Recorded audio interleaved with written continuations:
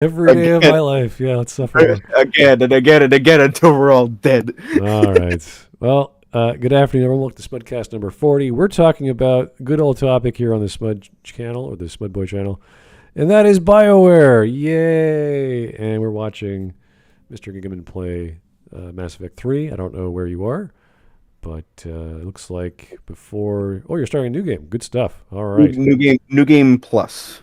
Okay. Specifically. Because I'm just going to cut the bullshit.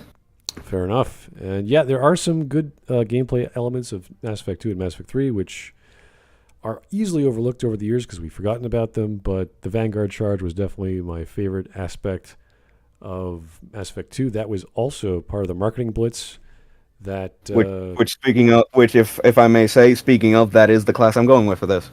Cool. And that was by Christina, I can't remember her name, the last name, but she was the main gameplay designer. She's now at Riot Games. She's been there for, I don't know, at least 7 or 8 years now, working on League of Legends stuff.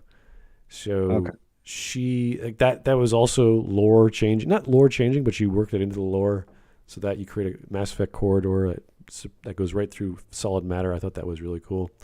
And it looked really cool. Unfortunately, the effect was not as, like you'd think, like you hit the guy like with a...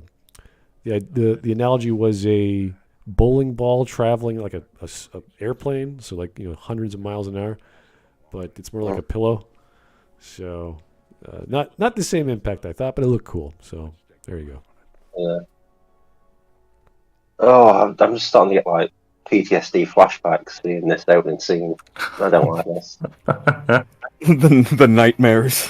Some people love this level. Past decade. Some people thought this level, the exposition, the way it was scripted. Wait, what exposition? If you mean that massive jump of? I don't remember what you did off screen. No. Well, no. If you look at the not the details. When you listen, you pay attention. You're like, that doesn't make sense. You did nothing for 6 months, Shepard. What the frickin'? Like, what were you doing all this time? Wasn't Shepard wasn't Shepard under house arrest because of, well, depending on what you do, either because of the Jet Cerberus stuff or because of Arrival?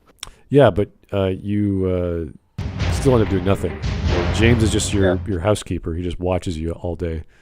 And yeah, that is stupid. Just nothing happens for 6 days. Here's a time skip, just like Dragon Age 2. Just here's a time skip. Like, why? Why are we skipping time? There's no need for this. Why not? Yeah, it's kind of like Arrival itself is a giant plot hole because the Reapers always had a back door. So why did our Vanguard of Destruction, Mr. Sovereign, bother with rushing the problem with Arrival? Sorry, the problem with Arrival is when it first came out, people had finished the game, so they downloaded it, and it makes sort of sense playing after the main story. But the fact is, once you restart it, you can do the Arrival DLC at any point, and then you're just a bit like, okay, then why are the Reapers bothering with the collectors if they can do this at any point? Whereas if it's done after the game, like it was first originally done, it makes a little bit of sense. It doesn't make a lot of sense. No, it makes a little bit more. The sense. Game, that DLC is so contrived. Shepard, you have to go in alone because stupid reason, and then the doctor and her. I know she's indoctrinated, but her logic and what she says and does in the series that you meet her is so warped. You're like, okay, so you want to die and kill us in an explosion, which doesn't kill us. Like you keep us trapped in the med bay where there's like weapons lying around, like the robot control. Like, all right, that's an interesting med bay you got there. I also like the fact that you have that last stand bit, and if you beat all, I don't know how many waves it is, you just fall over and get knocked out. Yeah, it's like okay. Also, another thing that I hated about Mass Effect 3 is the fact that it made Shepard walk like he was recovering from polio. I know.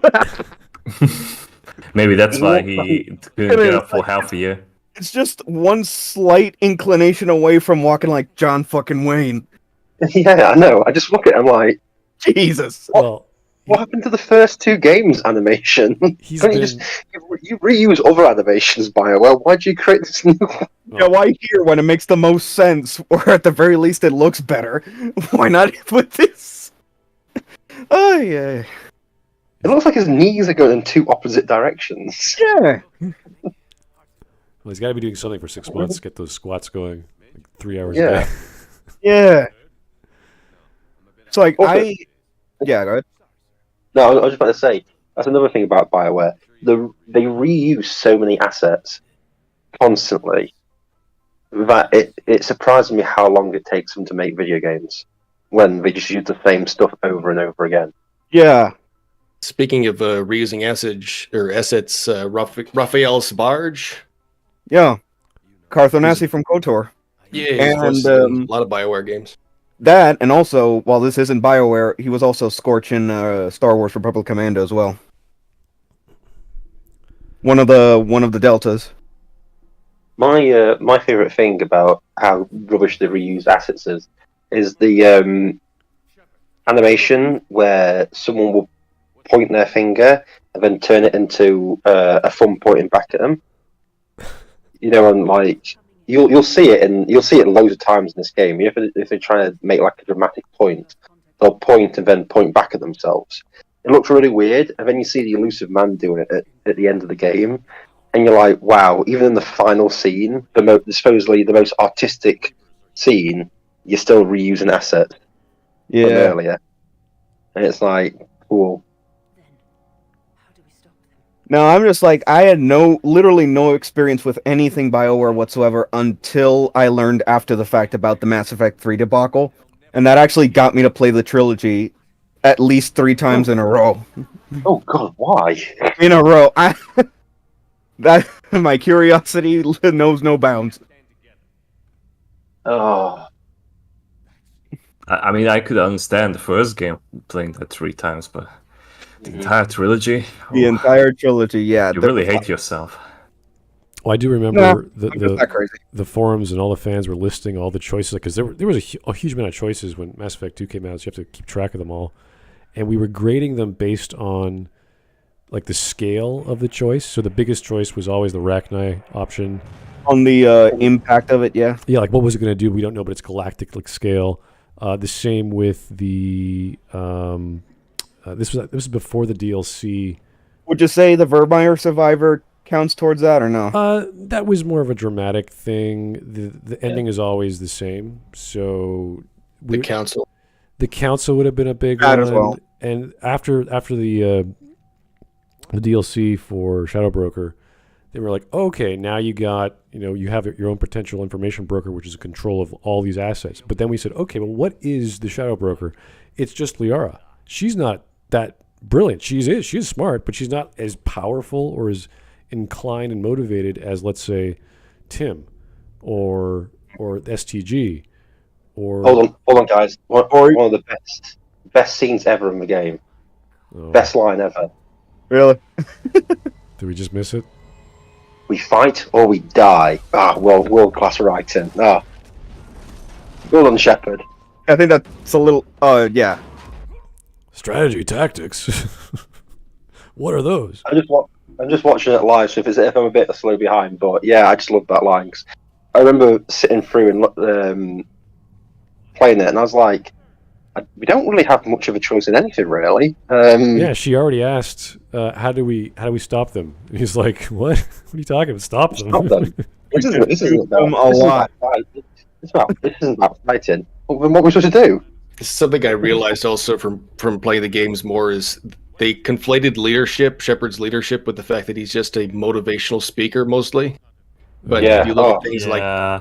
him walking into the trap in Mass Effect 2, you're thinking, this is not something a smart tactician would do.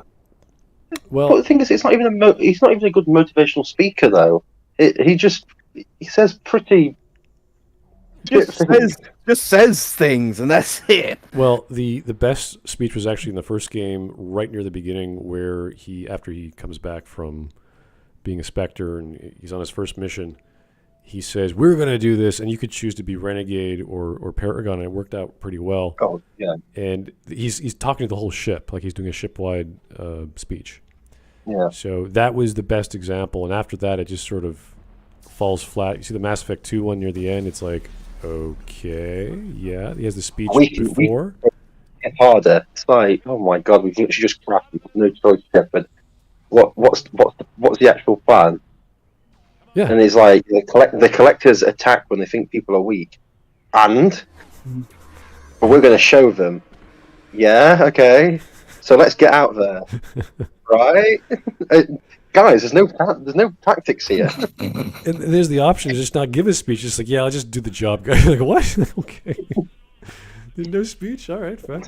I can just imagine, like, you know, if I'd been there, just hand up in the corner. Yeah, sorry, Shepard, but this is like bullshit. What's, you know? Do you have any tactics apart from just go in there?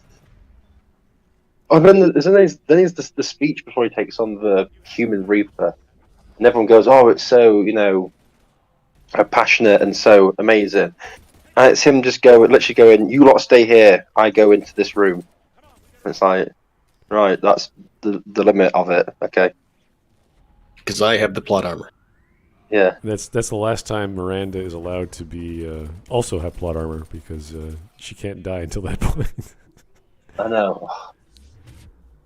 You gotta introduce I don't all the I don't mechanics. understand how people ever killed Shepard. You've got to really go out of your way in Mass Effect 2 to kill him. Yeah, it's funny. Yeah. The suicide mission is the opposite. It's more like, we're gonna keep you alive mission, but if you really try hard, you could die. It's like, okay. You can't fail. It's just impossible to fail. Yeah, the logic behind the suicide mission, I went through quite a lot of detail into that. It is so silly that a 30-year experienced merc who is hired as a professional to do the job, to be a leader of a squad, a 2-man squad or a 3-man squad, doesn't matter. And he's been the leader of a gang, a space gang, for all this time. Uh-oh. But, you know, if you help him out, kill one of the guy he doesn't like, then he's suddenly better at his job. And that goes for everyone on the crew. It's just the dumbest logic to motivate someone to say, "Oh, now I don't want to die." It's like, "Oh, that's good. I'm glad we helped you with that." I like the fact that when you actually look at some of the help of the squad mates, their reasons for not wanting to die is, Jacob, my dad killed himself after raping numerous women. You're like, and you don't want to die. Okay, cool. Miranda, oh, my twin sister is now living with somebody, living with a nice family. You're like, okay. Thane, my son tried to murder loads of people, but didn't. So that's all right. You're like, this is not. Well, with Thane, it's different, because Thane has that crazy memory of his. So maybe if you give him some good memories, he'll focus more. That could make some logic, but it's so hard to follow with all the choices that even Tali's is like, Tali, don't you? Also, Thane joined the suicide mission to die. Yeah, he's like, no problem. So why does he need to get loyalty to survive? He wants to die. Yeah. It's they could have worked with this. They had to spend a little bit more time with every character in every instance as to why they died. And that's why I got so pissed off with the suicide mission if you chose a poor leader. Like Jacob apparently is a great leader. I had no idea. I thought everyone didn't like the guy or never talked to him because he's always in his room doing gun upgrades or whatever he's doing. But apparently he was a leader. His raping father. I don't know. He's a really good leader. Like, I had no idea Jacob was so good. So is Miranda. Again, no one really talked to her or liked her. Actually, most people didn't like her. I would, if I wasn't the one playing the game, I would actually just go ahead and double check that, because that's everywhere at this point. Like, who fits best for what role? Yeah, it's always Garrus with or Miranda. Jacob. Garrus or Jacob the leader. For tech, it's either Tali or Legion. And mainly. Kasumi. Yeah, For biotics, it's Jack or Samara. Yeah, but, I always felt like Legion's Miranda was pretty straight good. up fan service. He's a giant machine. Of course, he's going to be good at tech. I don't know why, but with the Miranda being a good leader, it's like how many people in that team don't like her? Garrus doesn't like her because she's working with Cerberus. Harley doesn't like her because she's working with Cerberus. Jack wants to kill her. Actively wants to kill her. You're like, right, so that's 3 of them already done. Who else is there? Samara will accept anyone because it's Shepard's call, so she's okay. I feel like Tally didn't have a Morgan- problem with it. I think Morgan was fine just because Morgan, I don't know. Morgan's just not ethical. Yeah, he was great in Mass Effect 2. Mass Effect 3, he became all, I'm going to change my mind about everything I said in the second game. I was like, what? Yeah. Why? Why would you do that, sir?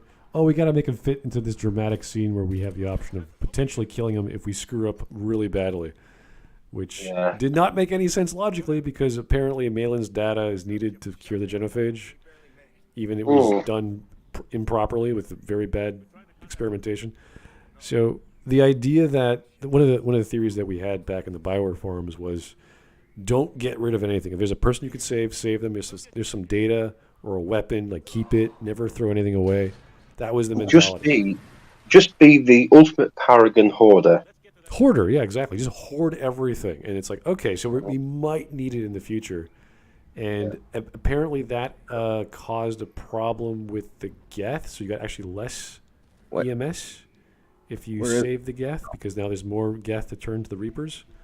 So there were some minor EMS differences, but other than that, just keep everything. Doesn't matter if you're Renegade, Paragon. Same with I just go with what Matthias did, and you just kill the Geth. Just genocide the Geth. Yeah, To be honest with you, Legion doesn't give a shit. It's like, yeah, whatever, it's fine.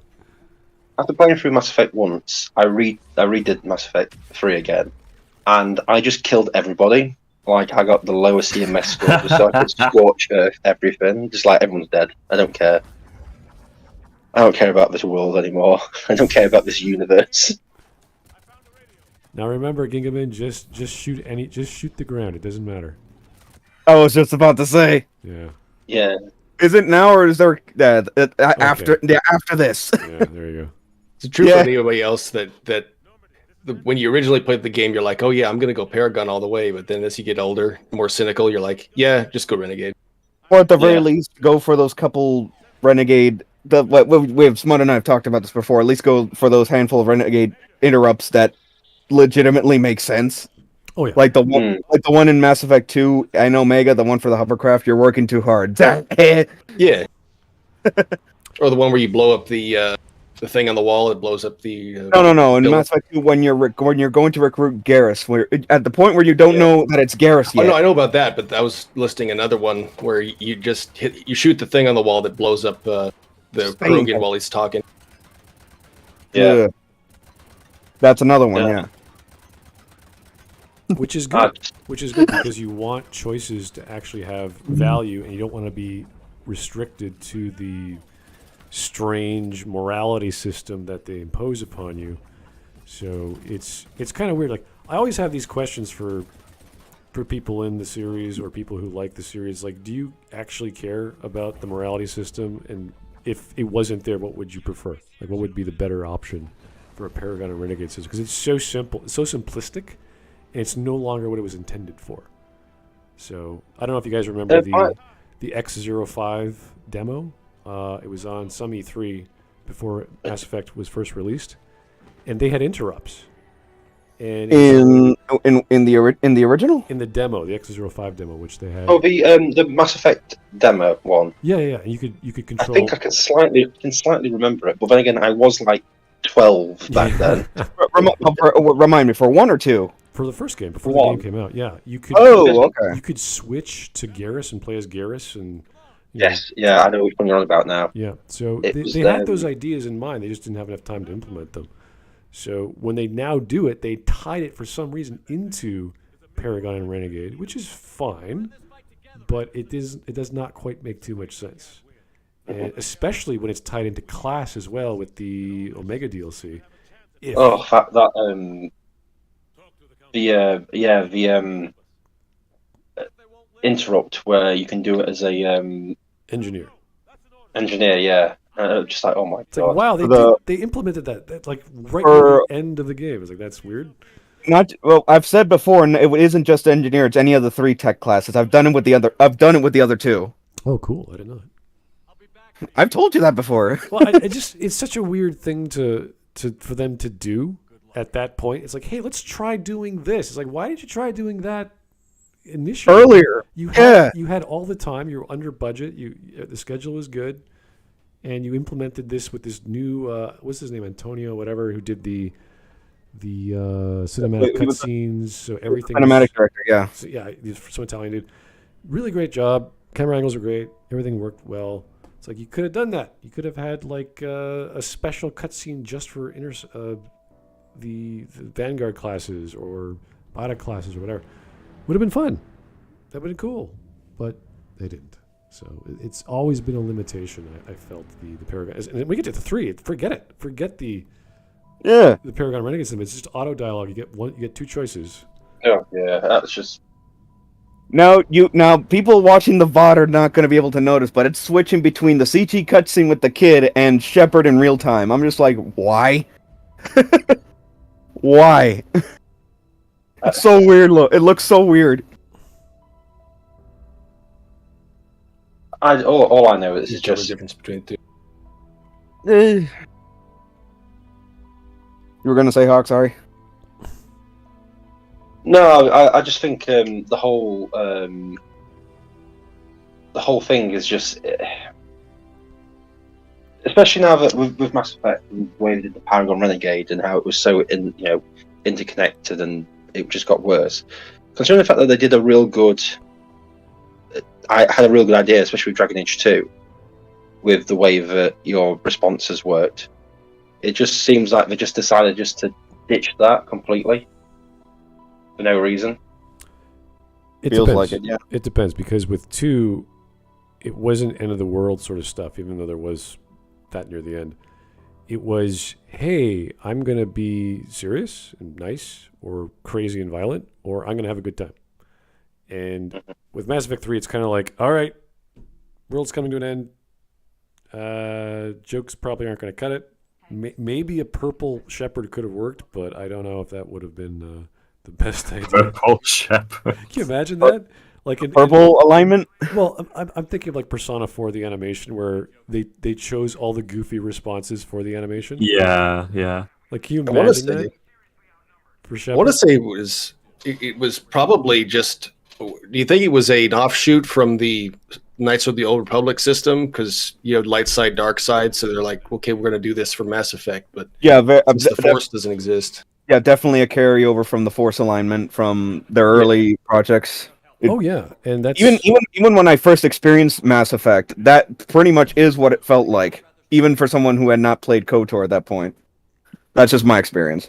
yeah, that's the general philosophy, and I think it was fine. But if you compare it to other systems like the Deus Ex systems, I mean the newer ones, not the older ones, where they scripted an entire scene just for dialogue. It was like a whole gameplay mechanic. And as well as, let's say, Alpha Protocol, they had the 3 JBs, Jack Bauer, James Bond, and who's that? Matt Damon. Jason Bourne. Jason Bourne, thank you, sir. So those were constantly in every scene, every dialogue choice. You always had those 3 options. And that was more consistent with the design of the game because they wanted you to have those options all the time. And that's what I respected because it's like you have this plan and you stick with it, and it makes you look at gaming different. It makes you look at choices differently because you could just keep talking to someone like a dick, like Jack Bauer, and because they like that, it doesn't matter. It doesn't matter what you say; it's how you say it. Because the choice is still, I need your help, or you're in my way. I'm going to kill you if you don't get out of my way, like stuff like that. So you're always going to have to go diplomatic, suave, or violent. And there's this one chick, there's many chicks in the game that react a specific way to your choices. But one of them is if you're constantly violent with her, she loves it. She likes you more. And it's the funniest thing. And I'm like, okay, this is the greatest. And she's like that no matter what you do in the game. Because just like in Mass Effect, the first game and the second game, you can choose what mission to go on. So the first game, you can go to, not Vermeer, you can go to any of the 3 options. It's Nevaria, Feros, and then Ferrum, isn't it? Yeah, and just like in Alpha Protocol, you can go to Moscow, you can go to Taipei, and Rome. And Rome, yeah. And the order you do it determines how those other levels play out. And they sort of did that, but just with Liara. And that was fun. It was goofy, but that was it. It was just a fun little thing. It wasn't, oh, wow, look, you changed the entire level. And who gets to be your handler, and who comes with you, and what weapons you can use. Like, they didn't add any customization to the level design or the gameplay, which they could have easily done. Because if you can redesign the weapons and the powers and the XP system and the leveling up system, like all that in the second game, you could easily have customized levels, but they didn't. So I know you can get some of that level of intricacy in Baldur's Gate and Baldur's Gate, especially Baldur's Gate 2. I know that there's some dialogue trees that actually will not even open up unless you mind control certain NPCs, which are ordinarily hostile, and you wouldn't always ordinarily think to do that. But there's just so many. Baldur's Gate 2, if you've ever replayed it, it's got so many branching paths. I played it quite a bit, but this was 15 years ago. So Shadows of Alm, I think Yes, yeah, that was. I mean, with the Renicus and the Harpers and all those crazy options. Yeah, no, it was fun. Like these games, I haven't checked out Baldur's Gate 3. I probably won't, just because it doesn't have much relationship to the first two games. I don't think they're incorporating the Ballspawn storyline at all. Or Baldur's Gate. I haven't seen anything with Baldur's Gate in the playthroughs I've seen, and it's already been 4 years in beta. Or sorry, what's the term on Steam for beta nowadays? Steam Greenlight, maybe? No. Early access. Early access. Yeah. It's been early access. I think everyone has seen everything.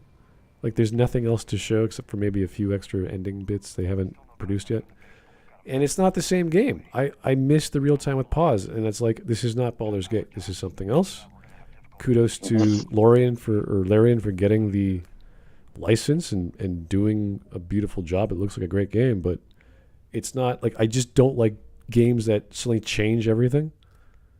So it's not. The only sort of interesting thing they had going for it was they had one of the Githyanki as a companion, and it looks like they were really trying to stay true to the way the Githyanki act and talk.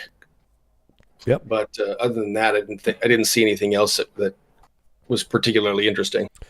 Yeah, the intro was like, whoa, that's goofy. That's get this thing in your eyeball and slowly eating your brain. It's like, this sounds like Cyberpunk. What's going on? So there's some elements I thought were cool, but other than that, I was like, nah, I could pass. I think I'm done. I think I'll go back to playing BG2. Pardon me going back to this screen again. I did not equip all my weapons. Oh, you're fuck. Oh, we don't care. The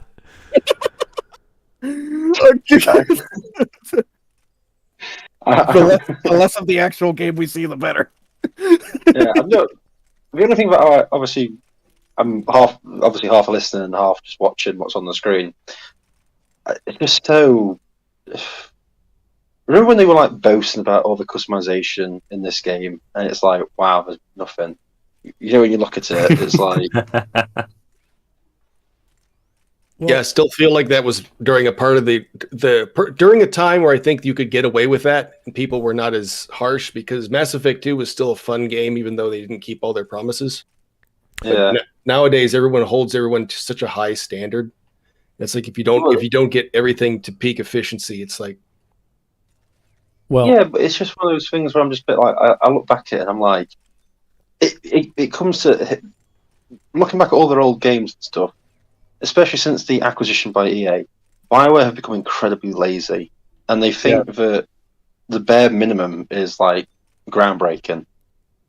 And then you start looking back at stuff, and you're like, no, this is not actually that good. Well, the one thing they did right with Mass Effect 3 was the multiplayer. That was the one sort of iterative thing that, the game's done, you finished the story, but they kept coming out with content. And that was pretty much the template for gameplay, saying, what can we improve upon for the next game? and they came up with all these classes, all these races, all these weapons. That was fun, and they kept doing it consistently for about 3 or 4 months, I think. So that added so much more to the game, as a game should be, and gave it a testing ground to make the game, at least multiplayer, better. I would say even better than the single player option. So that was impressive. I still play the multiplayer, not lately, but I still have it installed, so I can always jump in. But it's, For Mass Effect 3, isn't that essentially the best thing about the game? Taking everything else aside? Pretty much, yeah. Yeah, and that's, if you look at the gameplay, people always say in Andromeda, the gameplay is great. And I'm like, okay, maybe it is. It does not have the same balance and the way that they structure the level in the multiplayer for 3, because you're always being out of cover. You're always being forced out of cover in the multiplayer. There's all these enemy types that have multiple ways of getting you out of cover, and I love that. So you need to have a team with you. You need to have guys who could do close range, long range, whatever the style of tactics. You had to adapt, exactly. So it was kind of repetitive, but Andromeda, you just get a jetpack and just fly around and shoot people. And you're like, Also, wasn't it a universal complaint that the multiplayer in Mass Effect 3 also directly contributed to the war assets in the single player, which was what the fuck? Yeah. Even back when I played it, I'm just like, what the hell is this? Even with the Legendary Edition, they watered that down, so it's not as big as a factor. I watered it down with mods. I didn't give a shit. Oh.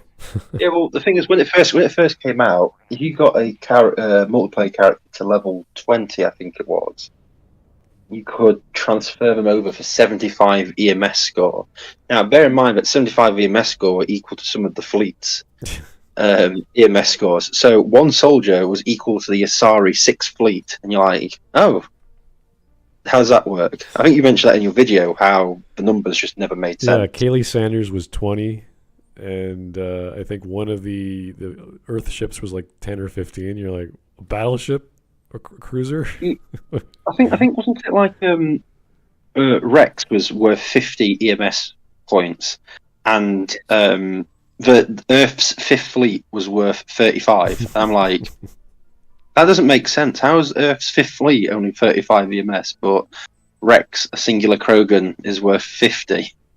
Yeah, against 2-kilometer tall killer robots. Yeah, the logic of Mass Effect 3 is not to be taken lightly. You have to really sink your teeth into the crazy and go, okay, yeah, this is happening. This makes perfect sense. Let's just keep going with it. Yeah. I mean, we've really talked Mass Effect to death. Yeah. I mean, I think that would be a decent time to bring up the Dragon Age stuff, was it? Sure. Dragon Age. What's been happening in the Dragon Age world? I have not heard a peep in the past few months, I've sent over 2 articles, the 2 most recent articles I can find about Dragon Age Dread Wolves. Yeah. And both of them are exactly the same, as in there's no information. Oh, there are 2. The ones that I read, actually, there were 2 as well. I was going to mention that they're just fan girls on gaming sites. They're just talking about what they want to see. Mm-hmm. And you're like, that's not an article. That's just your opinion. And you're wasting, there's nothing to talk about. So, yeah, it's just a bunch of speculation and fanboys and fangirls just going, oh, I can't wait to see what they do with this character. And you're like, okay. Thanks. All I know is, right, because I'm a firm believer that the game was never going to get released. Oh. I'm a firm believer that it's never going to see the light of day. But if it did get released, I'm 100% certain we'd have to go through an introduction scene with Varric or King Alistair again. You know, for the 4th time. Skip. Again and again and again. Because every single game... Skip. Yeah, but every single game we've met Alistair for the first time in 3 games. I just found one on Games Radar. Starfield promises to fill the void in my RPG-loving heart as I wait for Dragon Age 4 and Mass Effect 5. Oh, Heather. Yeah, good luck with that. Yeah, another fangirl. It's like, oh, great, that's nice. And it's opinion piece. Good. Okay. So Have you seen the two? I've sent 2 links into the chat of the 2 most recent articles from like Game Radar and stuff. And it's pretty much the same what you said. It's just fanboyism. Yeah. And you're like, it's not been released yet. And it's like, okay. It's like, but it could be released at any point. And you're like, but it's not, is it? They're all just In limbo. And obviously, I've put some screenshots of like BioWare's Twitter of what they're more interested in sharing, and it's just crap. They're not interested in the games at all. All right. I just missed a super chat about a few minutes ago. Thank you, sir. Threadnought. Mass Effect was just a disappointment in the end.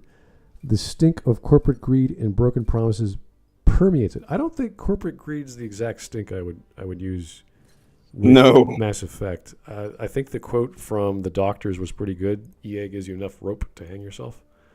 And it's really all about management and Casey Hudson and not knowing how to plan out his project. And everyone knew it was going to be a gargantuan task to fit all these choices into something that would make some sense. And I say this every time I talk about the ending. Every single line from the Star Child is either insane, lore-breaking, illogical, or you just can't fathom what is happening.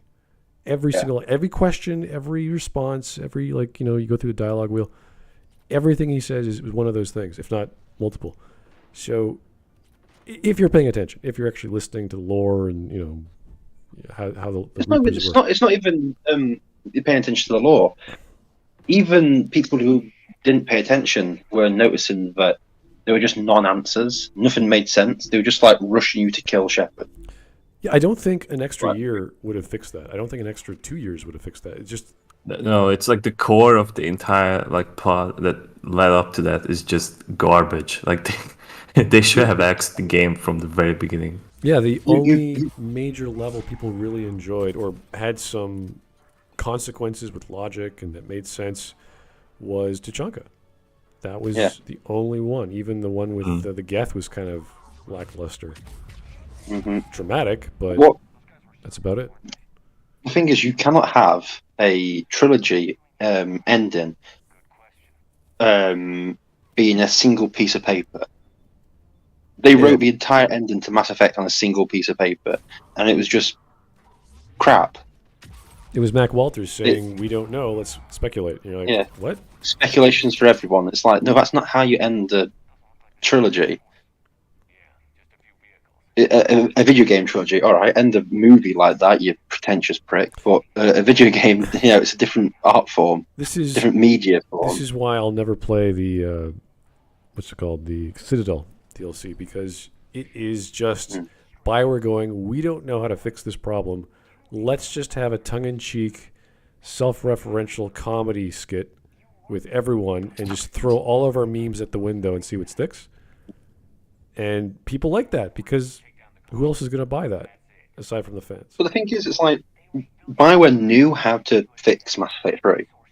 They just didn't want to. And that's the difference. It's not that they didn't know how to do it. They knew it's like, it's very simple to fix it. We can change the ending, which they've shown they can do, especially with the Leviathan DLC and even the extended cut DLC. So they could do it. Obviously, I know it made more problems, but the fact that they could actually do it, they chose not to because they thought it was perfect. Well, that's probably true, but I don't think they would have had the tools or the intelligence to fix the ending. And you just gave me the example, Leviathan, which is a Deus Ex on top of another Deus Ex. Yeah, but they could have got someone to fix it. Listen, they could have just hired you for 20 minutes, and you could have got a better ending.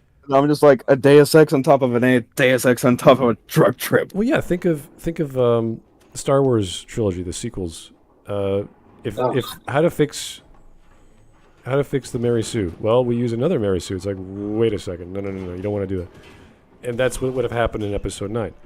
It doesn't make. You can't fix bad writing with another piece of bad giant writing, like a worse piece of giant writing. So I don't think they were equipped. I don't think Mac Walter was up to the job. And if you remember the interview they had, the final hours of Mass Effect. I don't know if you could see that on Yeah. YouTube. Mac Yeah. Walters was, whoa, we got to explain this, we got to do that, we got to put all this exposition. And Casey was like, no, don't do that. That's not important. Just focus on what's important, which is the choices they have to make. And I'm like, that is the choices they have to make. They've been making choices up to this point. You have to explain things, or all the shit you started in the first game doesn't add up. And we saw that with, again, the Rachni, again, the biggest choice to me in the whole trilogy, got reduced to, oh, one of them got recreated and is now crazier than the first one. You're like, what? That's not... Got reduced to a laser light show. What the fuck? This is not a galaxy changing event. You recreate the same creature, only you brainwash them, so they sound stupider. It's Control. Yeah. The Rachni equal to 115 EMS score. really. Seriously, that's it. Oh. I'm glad people made that for us. Like the ending choices for Mass Effect 3 can be reduced to common sense, no better than them, and literally the entire point of the ending of Mass Effect 1. No, the endings can boil down to Casey Hudson played Deus Ex before he wrote down the ending. No, but I mean, I'm just like, when I first played the trilogy and got up to the ending choice and saw synthesis, I'm just like, this is literally what we killed Saren to stop. Yeah. What were you thinking giving us that choice? That's literally Yeah, what but like that was happened. Saren like initiating. Now it can be Shepard, you know. I mean, it's like, oh yeah. That's why it's so stupid. Yeah, and the control option is just what Elusive Man wanted. So, you know, it's just like, it's all the same. Yes, exactly. What we stopped him from doing. Yeah. It's great. Fantastic options there. They could have done... I mean, if he was like trying to do like copy Deus Ex ending wise, I think he succeeded. They make as much sense too. They're just as much of a what the fuck. Yeah. Well, the brilliant thing about Deus Ex, if you guys paid attention to the second game, Mankind Divided, they chose the fourth option, which is the nihilist ending. We just kill everyone. Because Adam thinks we're not smart enough to deal with this. Everyone must die. No one must know what happened. But he jumps into the Arctic Ocean. And he's at the bottom of the ocean. The thing blows up. He's still alive somehow. He's like, what is happening? You're a robot. You sink to the ground. What the hell's happening? You mean the original or Human Revolution? Human Revolution's ending. Yeah, there's four options, right? And yeah, I know. I've played the game. I've picked at least two. But I'm just like, it's yeah. Oh, Invisible War is like an entirely different animal. Like, that's the black sheep of the series, isn't it? Well, Razor Fist loves it. Let's leave it at that. That explains everything. Yeah. I don't take whatever he says as gospel. Jesus Christ! That's a joke. For fuck's sake. I'm still enjoying being blocked by him. By the way. I mean, it's like, of course, Razor Fist likes it. The fucking idiot, the fucking tool. I mean, like that. I want to talk too much about that, but like Invisible War is like basically like gives you the option that like, okay, do you want to side with JC Denton, who is like pretty much the only good guy, or you want to side with the Illuminati, or you want to side with the racists, or who are going to kill you by the end of the thing. Like they're gonna hang you because they hate biomods. Or do you just want to be fuck this shit? I'm out. Like, do you want to be fucked in the ass, or you want to be the one who's gonna fuck them in the ass? So nice endings. It's just like all of these games somehow like share like the thing that like, oh, Raya has to come up with an ending. It can't be too happy, but we gotta like make these people think about something. It doesn't really come true. Yeah, and again, to go back to Mass Effect 3, it's like it's either what Saren wanted, what the Elusive Man wanted, or just literally common sense. That's very much what it is. Common sense. Which Mass Effect 3 ending is the common sense? I would say destroy is like the obvious thing you should do, because what the hell do you want to keep them around for? Well, yeah. I also want to know why it's just a singular pipe that needs to be destroyed. Yeah. I'm glad Yeah, his you The gun Reapers. never ran out of ammo. That was really great. That the lore broke and he had this gun that never runs out of ammo. It's amazing. It just Like, he also had a gun that never ran out of ammo. And so his idea of destroying a pipe to destroy the Reapers was to walk slowly towards it while it exploded. Yeah. Remember the reason And that Valve never released Half-Life Episode 3 or Half-Life 3 was because of the widespread reaction to Mass Effect 3's ending. They were like, "We're going to probably do this sometime." They were like, "Oh, wait a minute." But that was but Half-Life was before though. No, it was before, but they had it in the pipe. They were probably going to release it at some point, but one of the reasons that they didn't was they were like, "Oh, what if people don't like this ending?" And we get okay. You mean at a time where they were like considering it, but they held back because of Mass Effect 3. Okay. Yes. Okay. Is that official? I never heard that. Yeah. It at least makes sense with how Valve operated at the time. I don't know if it's true. Because I have heard of this one. I have been following Valve for a while. Yeah. Well, let's talk about the one thing that all the fan boys and girls love to talk about, and that's a general question to you guys. Were the romances or any of the relationships in the Mass Effect trilogy, so for 1 to 3, not 4, let's not even talk about 4, were they developed well? Were they meaningful? Were they worth it? Or did they feel forced and lacking in any kind of... I think we all know the answer. I never did any of the romance options in any of the games. I thought like all of them are insane. I want to kill them.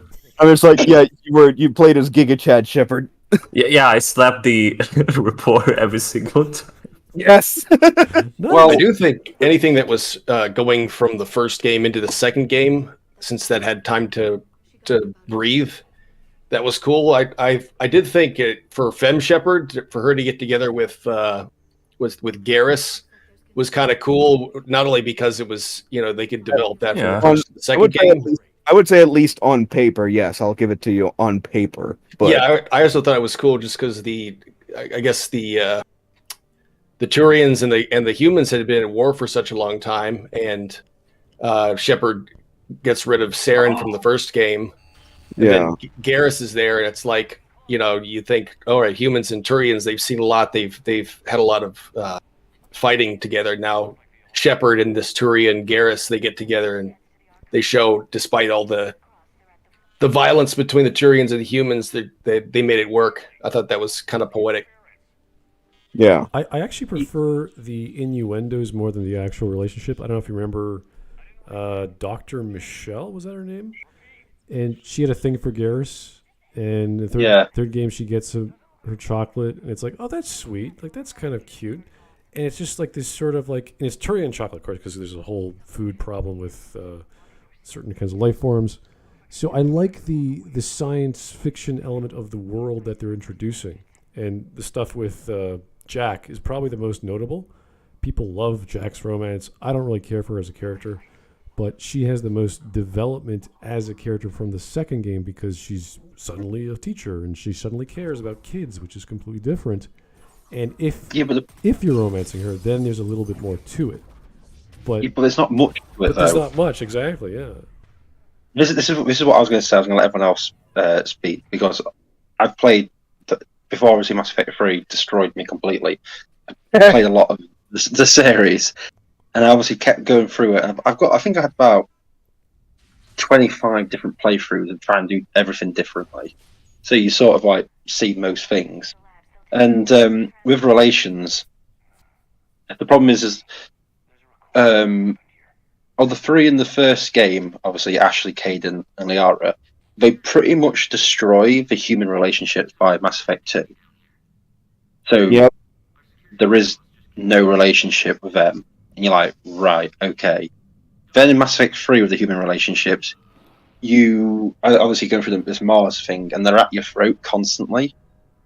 And it makes you not want to continue the relationship if you were with them. Yeah. See, that it sort of destroys it for Ashley, because Ashley's this weird sort of like xenophobic sort of person.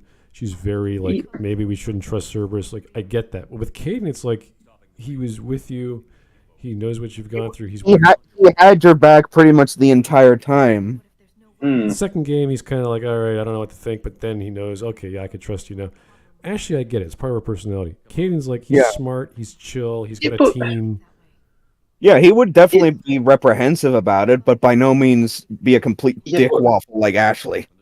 Yeah, but the thing is, it's a bit like by Mass Effect 3. Remember, you've got to include obviously the 6 months where Shepard's been locked up. Yeah, it's a bit like he's no longer with Cerberus, and everyone can see that he's no longer with Cerberus. But the survivor still can't let it go. Yeah, until even it's right up until the actual Cerberus coup, where Shepard comes in and saves the day. My survivor finally trusts Shepard, and you're like, that's halfway through the third game. Yeah, there's no time for these relationships. And in order for that to work, you actually have to keep visiting them in the hospital and treat. You have to give them the right book or whatever the hell it is. It's like, okay, this is wine. Yeah, this is like I gotta treat you right in the hospital. So in a life and death situation, you stand yourself down when I'm giving you an order, and I'm your commander, superior. Yeah. It's like, excuse me, stand down. It's like, no, sir, you're gonna listen to me. Stand down. I'm your superior, or I will shoot you. It's like, okay, what happened? So those relationships get swept to the side. And like, all right.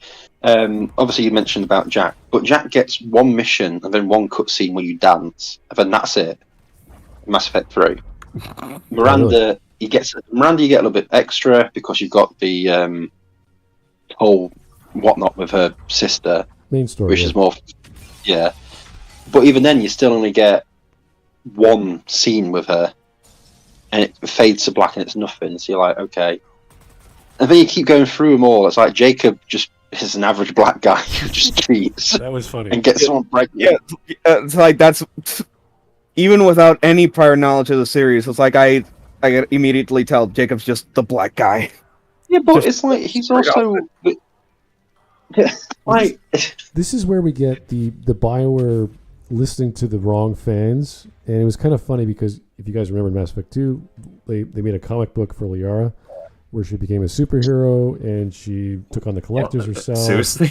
Yeah, don't read it. Yeah. It's a horrible comic book by Mac Walters. It's absolute garbage.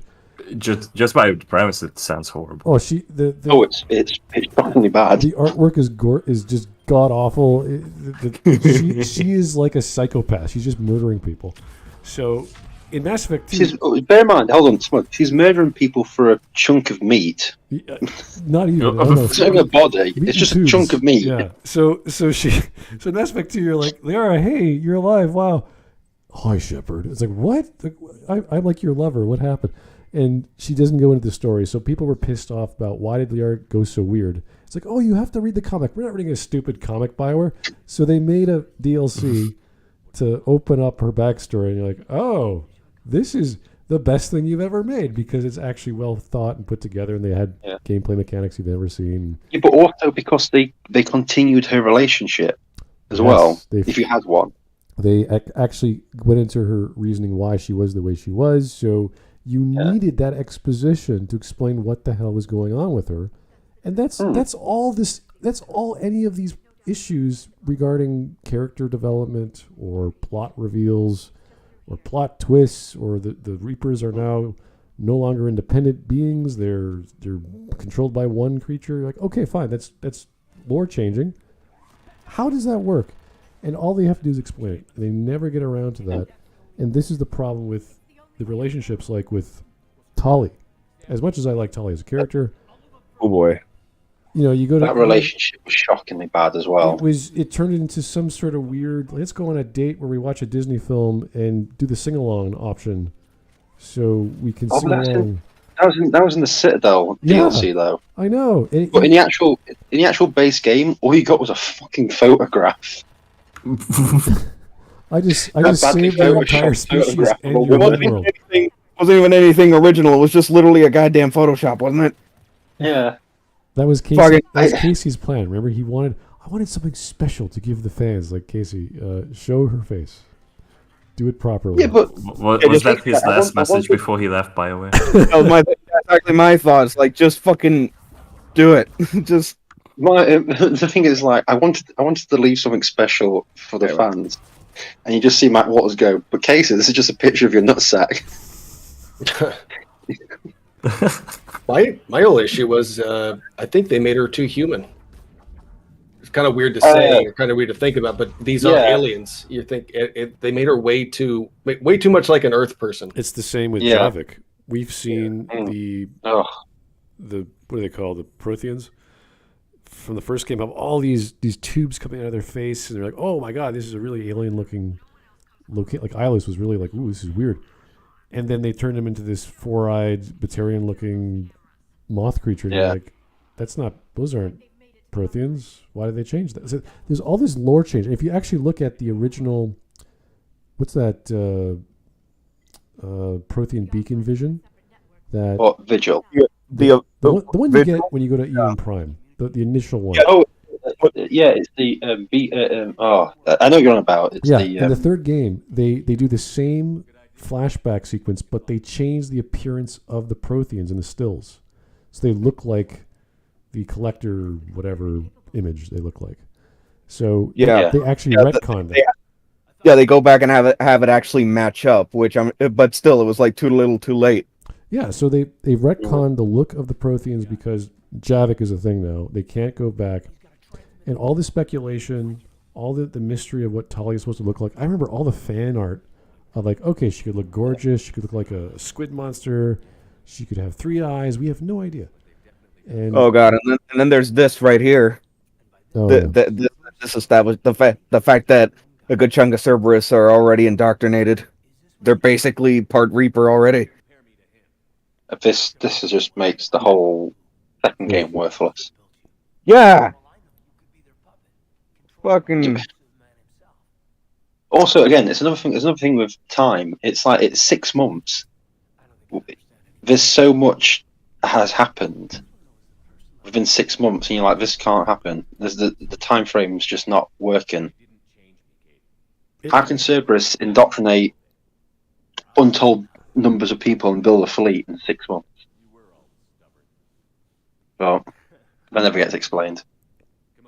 Well, one thing that... But yeah, to answer the question about romances, I think Mass Effect is one of the worst video games for romances. I think it's only championed because Bioware fan girls go gooey at Garrus, to be honest. Now this is... No one talks about Fane. No one talks about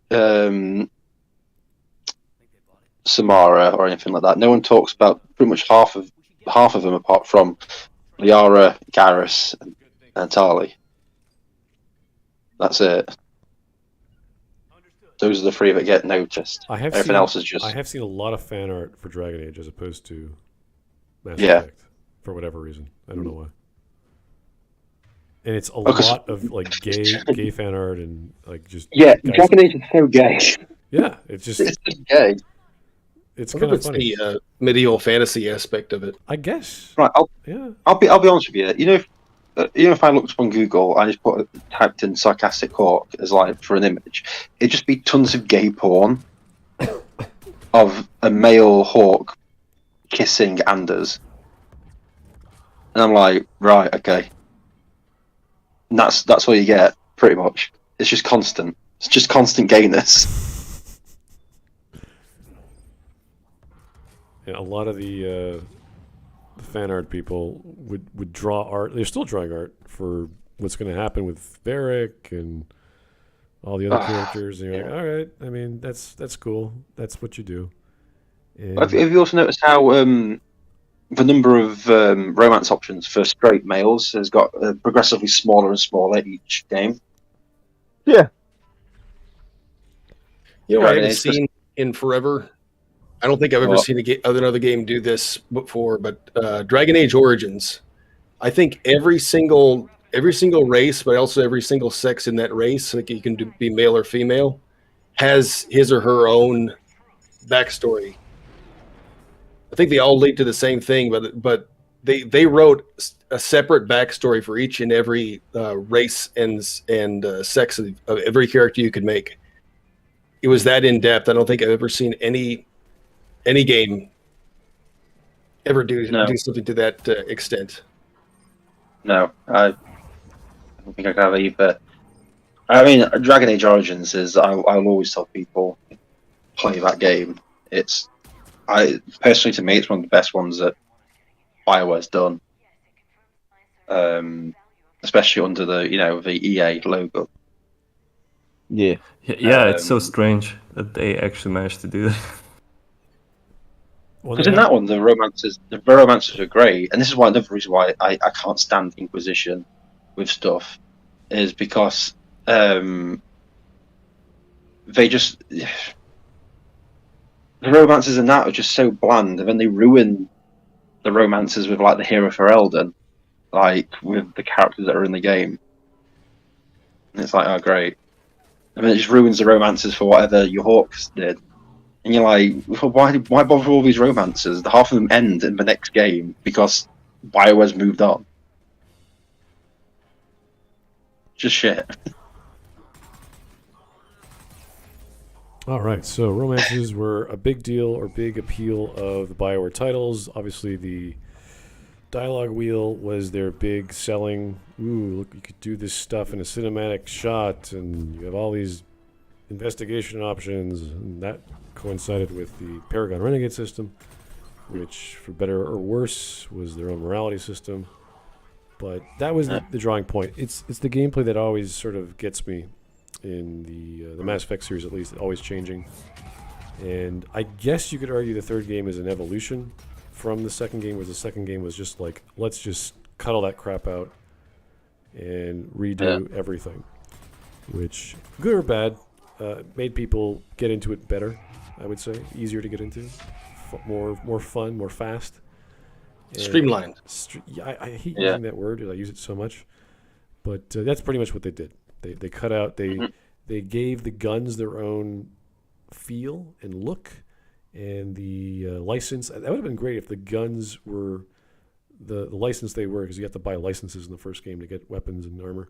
Yeah. If they actually had that same style, and the Legendary Edition included that, as opposed to just melting everything for Omnigel. So It all goes back to Omnigel. Goddamn. yeah. So The one good line in the Shadow Broker DLC is like fucking, at least for me. So we're see, that's the Omnigel thing. for everything. Yeah, Like, that's, fuck that's, that. that's the great thing with the Shadow Broker, is they had just enough amount of fan service and inside jokes and self-deprecating humor with a strong plot, with a character-centric background to get the ball going. Compare that to Citadel, where everything's a joke. Everything they're doing is a joke. Oh, you're fighting your clone. That's so funny. Ha ha ha. It's like, this is silly. But Or Arrival, where it's like it's ultimately for nothing. you didn't even have to do a rival. The system still gets blown up by Hackett, and you're in quarantine because you used to be with Cerberus. It's like, oh, okay. Like all Arrival amounts to is the line at the beginning by Anderson and one interaction later in the game. That's it. No, and also an EMS score. Oh yeah, more to the score. Yeah. Yeah, what you have one extra squad, which is worth 15 EMS. 15. Oh, great. Well, that's the funny thing about Mass Effect, rather. The DLC is better than the main game. The DLC goes, oh, I can't wait to play Mass Effect again, because the DLC is there. I guess people like the Citadel is the biggest one. Extended Cut was like, okay, what did they do? Let's find out. Shadow Broker was, to me, my favorite. The second best DLC I've ever played, perhaps. It was that good. It was really good. I really enjoyed Shadow Broker. very, very well done. Lots of different gameplay elements. The taxi car ride. And then what was it in the first game, Pinnacle Station, which was pretty much less. Well, that was there was two. There was Pinnacle Station, and then there was the Bring Down the Sky. Yeah. Bring Down the Sky, exactly. But Bring Pinnacle Down the Sky Station was actually really good. Yeah. That one, yeah. But what I mean is Pinnacle Station amounts to nothing in terms of the trilogy. Right. Yeah. So It's like, honestly, the Armax Arena in the Citadel DLC is a better Pinnacle Station. Just that, because it's just a gauntlet, just arena challenges. okay, well let's actually focus on more of the positives. Like, we can always bash Bioware to the end of the times because it's going to die. But in that case, going back to Bring Down the Sky, it's like, even my first time playing, it was actually, I actually did like it for the most part. Yeah, and there's plenty to like, guys. Like, give me some of your highlights of, I guess, the trilogy as a whole. You can talk about 4 if you want. It's up to you. But Well, I've never played Andromeda, so I'm stumped on that one. I don't know Jack. Okay. But well, what are my some highlight of 4 is when I uninstalled it from my Xbox. Okay. yeah, All right. So you could talk about gameplay. You could talk about cinematics, storytelling. What are some of the good parts, memorable parts, not dramatic parts, because we don't want to get into the making, desk little miniatures of flying bodies that are part of some master plan that we don't know. Yeah. Again, to go back to the Omega DLC in this game, it's like as late as it was introduced, the class-specific interrupts were at least a decent idea. But again, like I've said before, because if in terms of the overall lifespan of the game, too goddamn late. Yeah, they could have done so much with that if they had actually conceived that idea much earlier on, but it was just wasted. Like the positives is, to be honest with you, the first game is a really good game. I mean, obviously it's got a few of its flaws, but on the whole, when you look back at it, it's like pretty solid. Yeah. Obviously, there's things you could do to improve it, but it's a pretty solid game, which has unfortunately been ruined by what came after. I mean, the general feel of it is so different to the other two. Yeah. The focus it's just whenever is more about exploration. Because Mass Effect 1 specifically knew exactly what it wanted to be, as opposed to 2 and 3, where they really diluted themselves as time went on. It's interesting because it had such a nice, like, 80s sci-fi feel. Oh yeah, and it also felt like a living, galaxy. Do you know what I mean? Yeah. Well, the focus, as I said, was like exploration, right? So the second game is about combat, which is fine, but the map is about exploring the universe or the galaxy. The cars or the maker's designed for exploring the environment. Mm-hmm. The dialogue is meant to be investigating, where is Saren, who is he, how do I stop him? So it's all this big mystery. Yeah. And that's the point. The second game, everything, even the level design has to be cut in two. So we have these long corridors, and it has to facilitate every class because they designed every class to do a certain function, and that changes everything. That changes how you play. That changes how you talk to people. You could argue it is the renegade part of the trilogy where you have to just do some dirty stuff, hurt some people, get over with to save some people. And that was never focused on as much as I wanted. I didn't get enough drama out of Shepard saying, we got to save humans. We got hundreds of thousands of people being killed and disappearing every time we go to a cutscene. It's like, really? I never got a feel for that. Yep. No. It never felt like... with Mass Effect 1, you could understand they're going off and doing different things because everything could possibly lead you to Saren. Whereas in Mass Effect 2, you were meant to be stopping the collectors, but everything you did was not stopping the collectors. Do you know what I mean? Oh. Every side mission, every actual major story mission was pretty much not stopping the collectors until, like, Horizon. Yeah, the first and then game, it went in the suicide mission. You felt like you were on a time limit, and you could feel that when you were in the ship. There was a piece of music called it wasn't called the Normandy or whatever the name of the piece was. But it was a heartbeat. It's like dum dum dum dum dum dum dum dum dum and dum dum dum dum, and that would go up while you were exploring the ship. In Mass Effect 2, zero music, big ship, nothing going on. There was no motivation. There was no track to follow that the thrust of the plot. It was just a big empty ship with all these people in for you to go talk to. Which is strange to think about because the same composer did both the games. I think what was his name, Jack Wall. Mm-hmm. I think. Yeah. Jack Wall. He's done music for Call of Duty as well, and Jade Empire and Myst. But he makes some really cool. It's like the '80s electronic music with.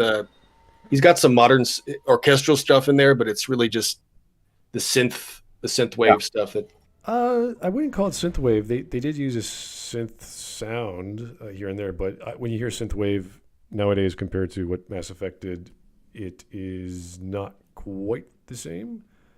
Yeah, it's got some differences. Yeah, It's got its own unique feel. it is orchestral. I would just use the orchestral term in general for the music. But there was no connecting leitmotif with the music for Mass Effect 2. They got, what's his name, for Mass Effect 3 to make one piece of music. That was the big announcement for marketing, like weeks before the game released. Sam Hulick, or whatever his name was. And it was the piano piece. And it was like, oh, that's a nice piano piece. How does that work? And they used that as the strings as well as other times with dramatic 3 times throughout the game. Is that the one we heard when the Normandy was leaving Earth? Yep. That's That one. But, Yeah, okay, yeah, I was remembering it right. Yeah. Thank you. Yeah, that's it. That fine piece, but I thought he was going to do the whole thing, which he didn't. So that looking back, that would have been great though. It's like wasted. yeah, they got a Hollywood musician that's well known to do a piece. No, they bought one piece of music off him, and then the rest of the other musicians took that and said, okay, we'll use that as a theme. And then also a lot of reused music from Mass Effect 1 and 2. Yeah, the map theme I think was the same or close to being the same. The galaxy map, yeah. Yeah. I mean, I have the game modded to the point where I have the Normandy theme from the first game in here as well. Really? So I'm just like, that is it. Yeah, I did like that piece, like the doom doom doom doom. What the one you mentioned, I like that so much that I have it set that way for my mods. Interesting, because I remember doing my Dragon Age 1 or 2 plot analysis, and I talked about the music in Dragon Age, the camp.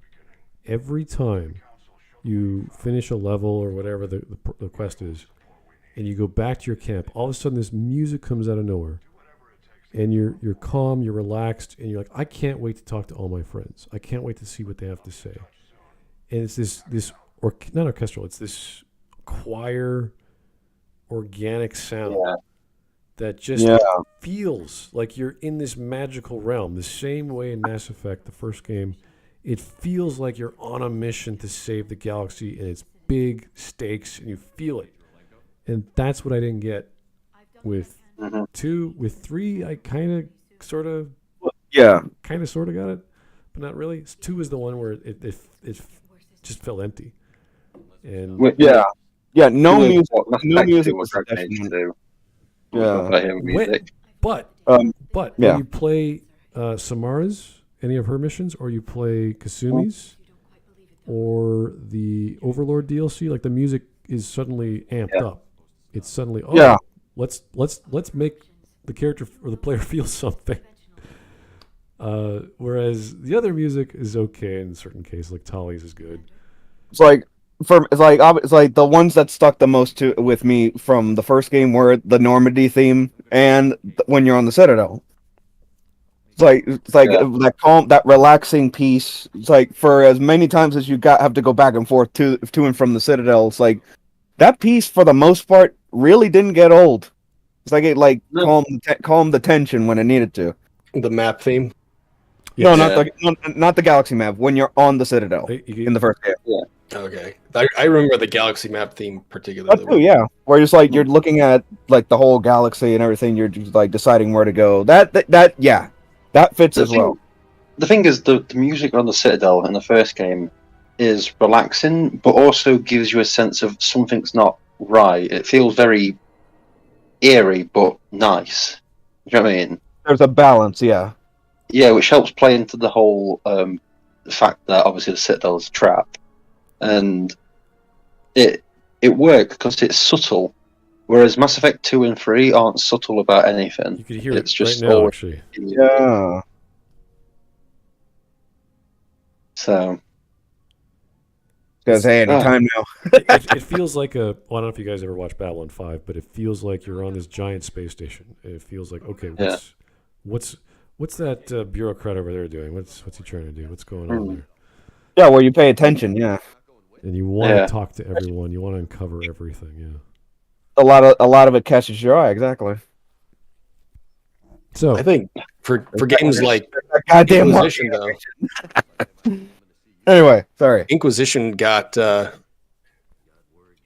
it reused. I can't remember how often it reused it. What was it called? The Dawn Will Come, that song. And it was so awkward, so freaking awkward when everybody starts singing it like it's a Disney film. Yeah. Oh my god. Yeah, because I'm just like scene. even to bring up another example from a different game. It's like at least in Symphony of the Night in the Inverted Castle with the final toccata, they use it for most of the Inverted Castle, but it's at least a damn good piece. So it's like it sticks with you that way. In Dragon Age 2, it's like, what the hell are you doing?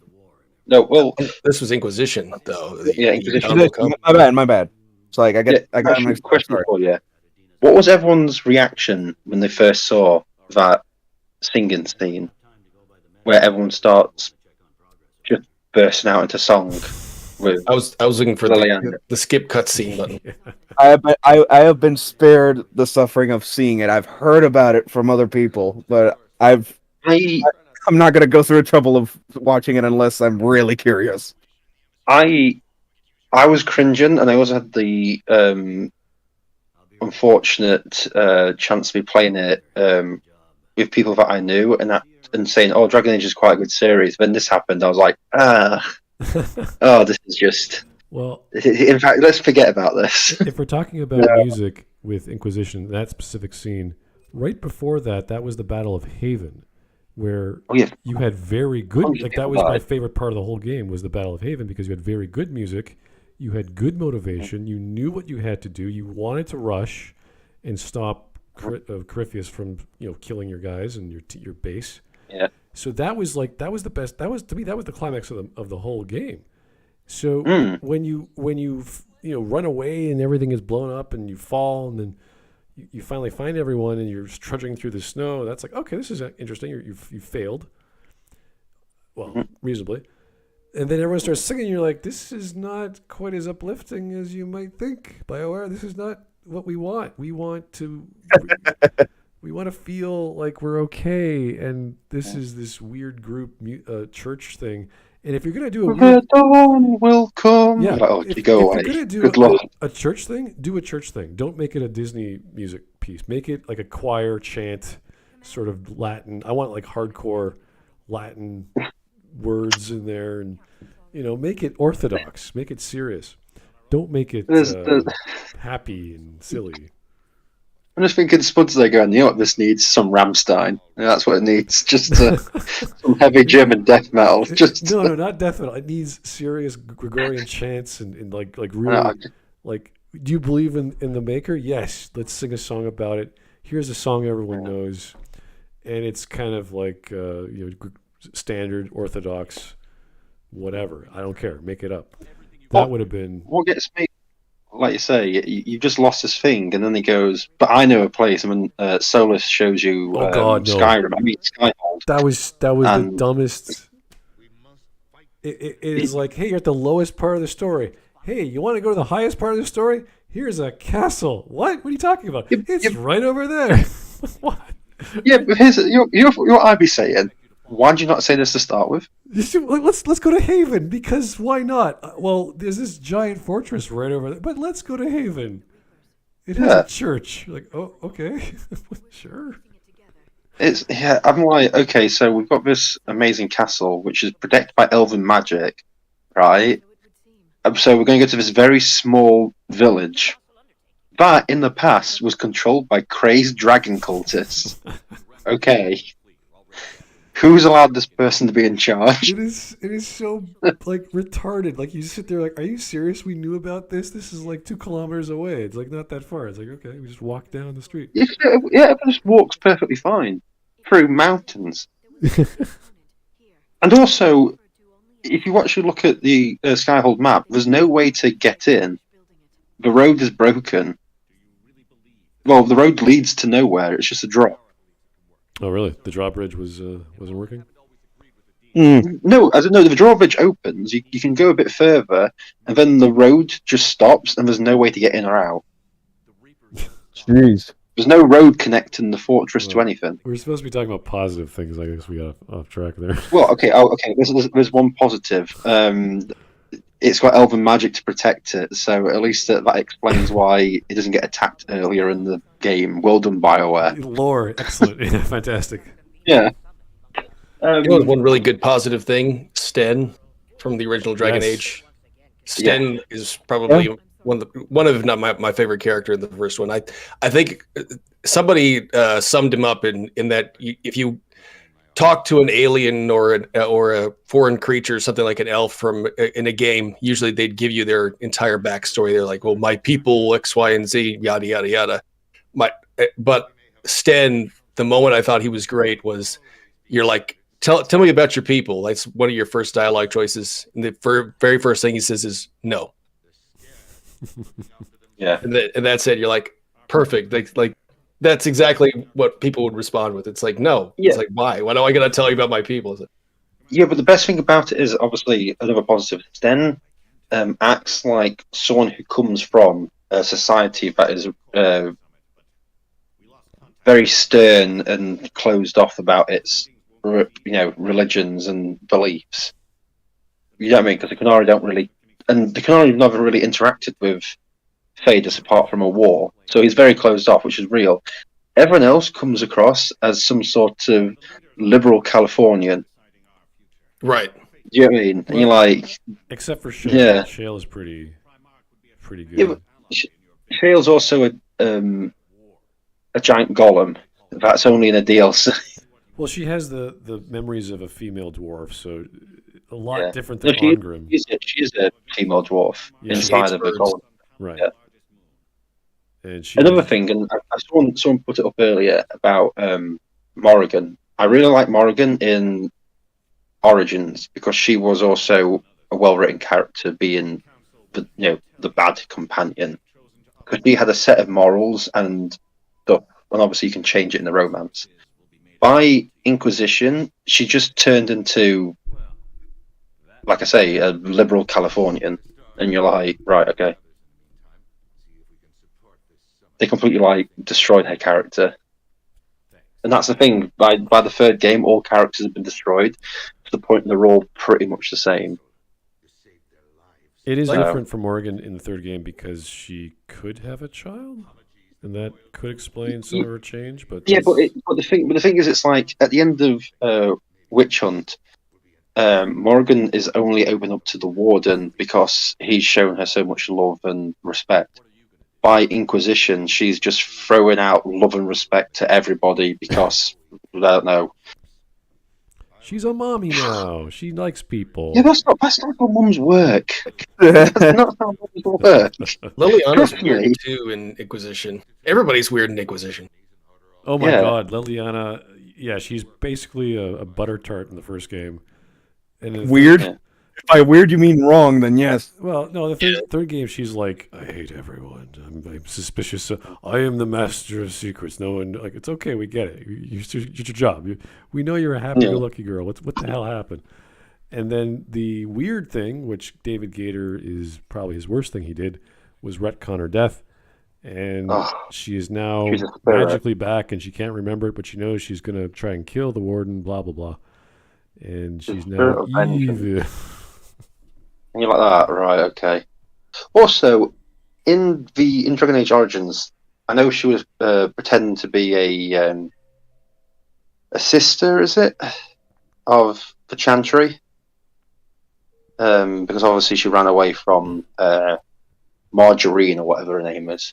But by Inquisition, she's quoting bloody Chantry verses every time she kills someone, and it's like, this is not the same person from the first game. It's like you've seen that first cutscene where she's a sister in Dragon Age Origins and went, yep, that's her character. Right, yeah. And it's not. It's lovely how they changed that with, like, Morgan seems to be the mature, serious one who's lived in the swamp or whatever, but she ends up being a little more naive and not too sure, whereas Liliana comes across like that, but she's actually doesn't quite know. Or ends up being was an assassin? Not an assassin. What was she trying to do? A bard. She was a bard. Yeah, okay. Yeah. I was thinking of Zevran, I guess. Yeah, Zevran's this. Zevran, that's another one that they just slanderized. He went from being, a cool assassin who's a bit flirty to a rampant faggot who just sleeps with every single person that moves or doesn't move. He just has sex constantly. And you're like, that's not him either. So is he also a necrophiliac? Like, who knows? He's had sex with everybody. You could have a threesome with I him. wonder if that's why Dragon they keep Age on bringing thing. back. They keep on bringing back Alistair because Alistair hasn't changed a whole lot. He's still kind of the same he always was, so he's still kind of likable. It depends. You could harden him up in the first game. Same with Yeah, Eliana, which was great. But this is one problem though with the Dragon Age series is because they keep bringing up a new character to be the hero. You've got to be reintroduced to all these characters all over again, and so they do sort of stagnate, or just get changed so completely, and so you're stuck in this like rut almost of. Well, I've seen this character develop in, say, Origins, but they've changed him to something completely different for Dragon Age 2 because it's for new players. That's the way that time skips in general work. So if you read any series on fantasy, they'll reintroduce characters that were in another book, like in Terry Brooks' Shannara series. Like, oh, I remember this character. And they've aged, they've lost an arm, whatever the case may be.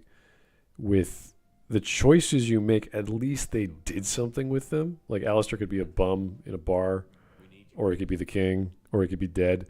So stuff like that, I appreciate. The hardening in the first game, which is a little tricky for everyone, because you could harden up Eliana, you could harden up Alistair. They're the only two you can do. Yeah, like that was good. I was like, hey, that actually changes their character in a small way for them to accept certain choices you make. And that is at least something. So the same with the system in Dragon Age 2, the rivalry system, I thought was the best part of the game. Yeah, it was really good. Yeah. But it just in the grand scheme of things, story wise, the fact that when you meet Hawk, he's like, "Oh, everyone's gone." You're like, "So what was the point?" of right 3 building all these relationships? Yeah, Inquisition really did Hawk pretty dirty, and that's stupid. You're damn fucking right it did. I was disgusted. Also, the choice between Hawk and that other guy, it's like, is this really a choice? Is it? Yeah, really? The Frenchman. It's the only difficult thing people had was if it was Hawk and Alistair, and everyone was like, "Oh, which goes?" And I can understand because Alistair's been a character from the start, and obviously Hawk. Wait. But if you went into the situation with, say, Hawk and I can't even remember what his fucking name is, that French guy. Yeah, some Grey Warden. Yeah, I'm like, Grey Warden that took in the sister of Hawk. Yeah, I'm a bit like, okay, I guess I'm going to be by Grey Warden. I don't remember your name. I remember his name. Yeah, but the whole idea was that we're going to leave someone behind so the rest of us could run. It's like, why didn't we just keep running? Let's just go. Yeah, it makes no sense for that sacrifice to happen. Like, and what's especially when you consider the fact that you're holding off against a gigantic spider demon, which is bigger than the world. Yeah, he's going to eat that guy in about 2 seconds and keep going after you. And you're like, yeah, okay. What did you see, like the cutscene? But you can see behind, obviously the Inquisitor run away. But whoever gets left behind swings twice and then falls over. Yeah, and Mage Hawk has a staff. You're like, that's not the sound of a staff makes when he swings. It's just like slice. Also, if I'm a mage and I'm against a giant spider, you know what I don't do? I don't run up into hand-to-hand combat. It was so weird. Some of those cutscenes I'm thinking were pre-rendered, and they couldn't change them. So even if he was a mage versus just a regular fighter, it'll think. Yeah, but, like I remember respecking what's her name, Cassandra. I respect her in the middle of the game. Gave her a 2-handed sword, but even during the cutscenes, she would pull out a 1-handed sword, and it's like, what? Where did you get that? I didn't equip you with that. Yeah, but the thing is, you're watching this cutscene, and Mage Hawk is there with his stick whacking someone like he's got a sword, and you're like, why? Why are you doing this? Also, it's just one of those days. I hated the last thing But Hawk says about. Very? He says something about the Inquisition. The wardens are yours. Crifius is mine. It's like, but he's not, is he? Because you're not going to do anything. Why say that line? Why? Oh. You do nothing. Oh, you know something else they did with Inquisition, which I don't understand why they made this change. But in every Bioware game, when you went into a dialogue sequence with you know how the camera gets in so you can see their faces. Yeah. And, yeah. Inquisition, you go into a dialogue sequence and the camera's just way zoomed out, and it's like, so why can't I see the interaction? Like, why did you? You know why that is out? Yeah. Would they do that? They had to do it because since you could play as a dwarf, if he zoomed in, it'd be over the person's head. Oh. Yeah. I'm not even joking. That's the reason. But they managed to get over that problem in Origins. So like, Yeah, but that's because they cared about Origins. Inquisition, I think for shit. They're like, that's too much effort. Also, with the Kunari as well, you just be like zoomed in on their chest. So they have to do it. Playing a They have to do female, it that probably wouldn't have been too much of a problem. what a female in a Bioware game? What a flat-chested bloke. Well, the character creator for Inquisition using Frostbite was actually pretty good. So the shadows, the lighting, the texture maps, they're really good compared to Andromeda. So yeah, but compared to Andromeda, yeah, sure.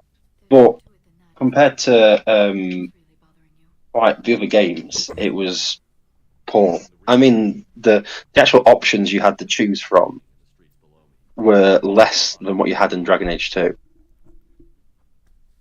So, all in all, I thought that was pretty poor. So, all right, back on the positives. Dragon Age 2 is, again, the rivalry system I really enjoyed. So regardless of what choices you make, so long as you're consistent with the individual, they will be affected positively or negatively. And I always like that. It's not a perfect system, but I do appreciate getting gameplay bonuses as a result. And being that sort of, okay, I sort of hate your guts, but I respect you a lot. Like that sort of vibe. I really like that. I thought it was cute. The rivalry works with the romance as well. Sorry, Smud. It works to make good, interesting romances. Oh, that's true. Yeah, I never tried it too much, though. But the fact that you could have a rivalry romance is pretty interesting, yeah. Well, it's like one of the best ones is the, with Meryl. If you have a rivalry romance with her, you're constantly telling her, you know, you should really stop doing this. You should really stop doing this. Like, you are a bit of an idiot. You should this demon, don't do this. It's like a friend with a drug problem, yeah. And you're trying to get them off it, and I really care about you, but you have to stop this. And it's like, no, I want to save my people. It's like, you're talking, no.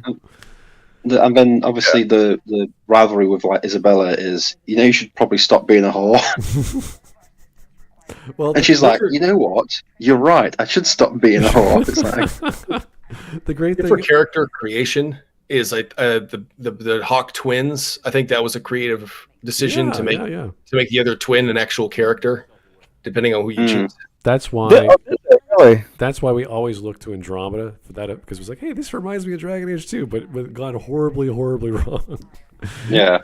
So, but the thing with the romance, I liked the fact that was it all the people that you romance, they get a little red armband, which I thought was something red. Yeah, it was a cultural showcase. Like you get a ring, but this is like a saying, "I'm taken." This is me.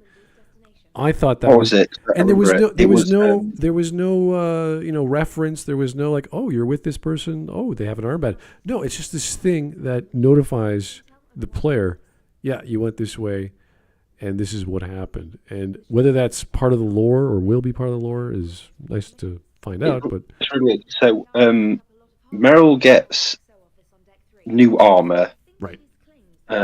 For it. Fenris gets a red sash belt that he puts round himself. Anders doesn't get anything, which is actually good lore-wise, because it's to prove that he's more loyal to his cause than to Hawk, which I thought was an interesting addition. And Isabella gets something else on her clothing to signify that she's in a relationship with Hawk, which was, like you said, it was a good idea. But I also like the fact that they even added something for Anders saying, well, like even though he's in a relationship with you, he's more loyal to his mage rebellion. Right, yeah. Which is sort of like a hint towards what she's going to do. Which was a good idea, but obviously I just don't like Anders as the fact that you just can't do anything to stop him, even if you figure out what he's doing. Especially with that quest that you figure out what he's doing and you go, oh, he's going to blow up the Chantry. It's like, oh, shit, we should probably do something. Yeah, no matter what kind of choices you have, what kind of relationship you have with Dennis, it's just gonna be the same thing. And then, hey, this is the only support character in your party. Oh, fuck you! You have to save him, otherwise there's no healing. Yeah, unless your Hawk is also a mage, a healer, mage healer. You're like, I was a paladin, so yeah. I mean, what also annoys me is the fact that if you do kill him, the very next fight you have, the next like boss fight, is against like 3 pride demons, and you're like, I could really do with a healer right now. Okay, I hate and you can just sit there going, I don't want to do this. Oh. But I need to get that achievement, so I've got to grind through. Yeah, I think I need that 50. The game design of the enemy encounters are what we used to talk about in game class. What would happen if we just dropped 10 ninjas out of the sky? Would that make the game better? And no. If the answer is yes, you've got a problem. And that's what Dragon Age 2 did every fight. My favorite is that there's the mage leader in the Kirkwall. Orsino. I can say, and like no matter your choice, you have to fight him. Yeah. Best thing about it is, it's like, because his name's Orsino, and it's like, he goes, oh, I don't want to see all this bad stuff happen. He helped that serial killer who kills Hawk's mom. And you're like, this is a bit, Yeah, it's like, I have like no respect for you. Like the only reason I'm following you is because like I need Anders to heal my team. No, but it's also, the only reason I'm following you is because I just can't stand Meredith either. It's like, I don't... That's another problem. Dragon Age 2 wanted everything to be grey and grey, but we just made 2 things completely evil. Yeah. I don't like how they essentially made Red Lyrium the bad guy. Oh, the great retcon in Inquisition. They pretty much made drug withdrawal. Yeah, it's the difference between fentanyl and like Tylenol. Like fentanyl in Dragon Age 2 kills you. It turns you crazy. You go nuts. It's probably like symbolical to tea and British people. in Inquisition, it's everywhere. You're damn right. It's growing out of you. It's growing out of the ground. You could walk it. You could eat it. Doesn't matter. It's like Tylenol. It doesn't bother you. It's great. Yeah, but and also another thing. It's a bit like, especially with Inquisition, all those people started mutating from touching it and being close to it. Like Hawk and Varric fondled that idol all the way back up from the deep roads. Well, I think Smut also talked about that in his videos. Is you go into the future and the walls are just covered in red lyrium, and you're just walking by like it's nothing. It's like, wait a minute, shouldn't you be like suffering from like radioactive whatever it is? Yeah, they're still alive. Everyone's alive after years and years in the future. And this is one of the retcons they did with Magic Elf Man. What's his name again? The Dreadwolf. Solus, yeah, he's also chained up. He's got red lyrium poisoning. His eyes are glowing. Everyone's eyes are glowing. Everyone's messed up. How is he chained up? Since he's the literal elf god Fen'Haral, who is caused all of it. Why is he chained up? Yeah, good question. So they didn't think about that in the writers' room when they wrote that scene because they didn't know what they were going to do in the ending. So. Yeah. So they have all these retcons happening within its own game for Red Lyrium, just to show that how big and bad Corypheus is. When every single time you encounter Corypheus, he loses. You beat him. He's so bad. He loses to Hawk, and Hawk is the series punching bag. It's funny, this is a step down from the fact that in Dragon Age, the first Dragon Age, you remember you had the Darkspawn. But really, I don't feel like the game was really leading up to the final confrontation with the the demon. It was more. Yeah, it was low gain in the land's meat. That was really what it was all That was the about. climax. Yes. You're right. Yeah. And but they keep on doing this where there's this super powered whatever it is, red delirium or dark spawn. It's like no, it's all about low gain in the land's meat. Yeah. And in the second Kunari game, did nothing wrong. Oh yeah. It's like you look at That's the thing. You look at the villains of, like, say, Dragon Age Origins and Mass Effect 1, and they're really well written villains. And then you see them for, like, the sequels, and you're like, wow, these are terrible characters. Yeah. Yeah, have you guys read like what BioWare was planning for KOTOR 2?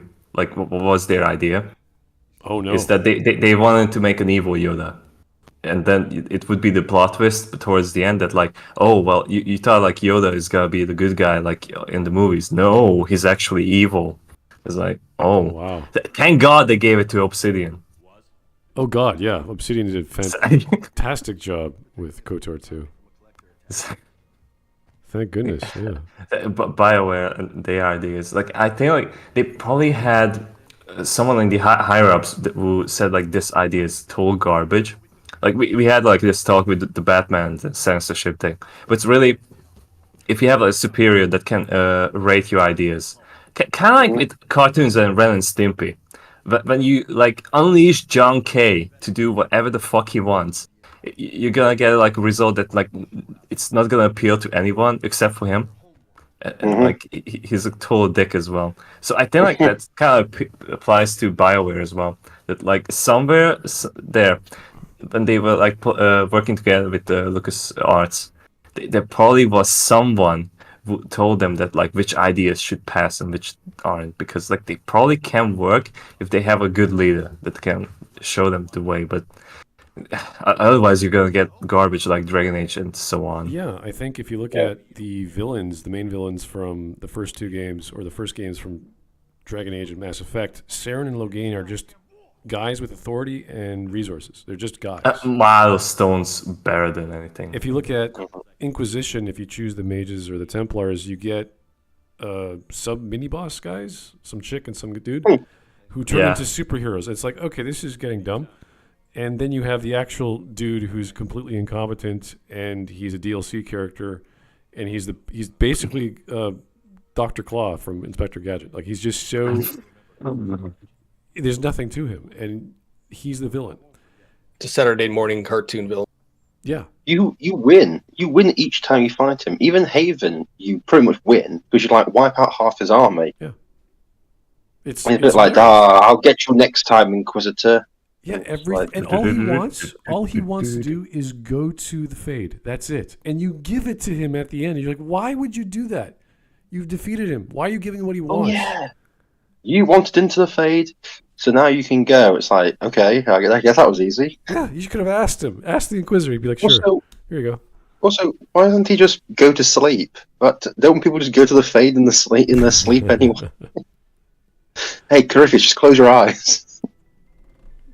There were so many problems with Inquisition. It became halfway through. Once I got to the Winter Palace, then I knew something was seriously wrong.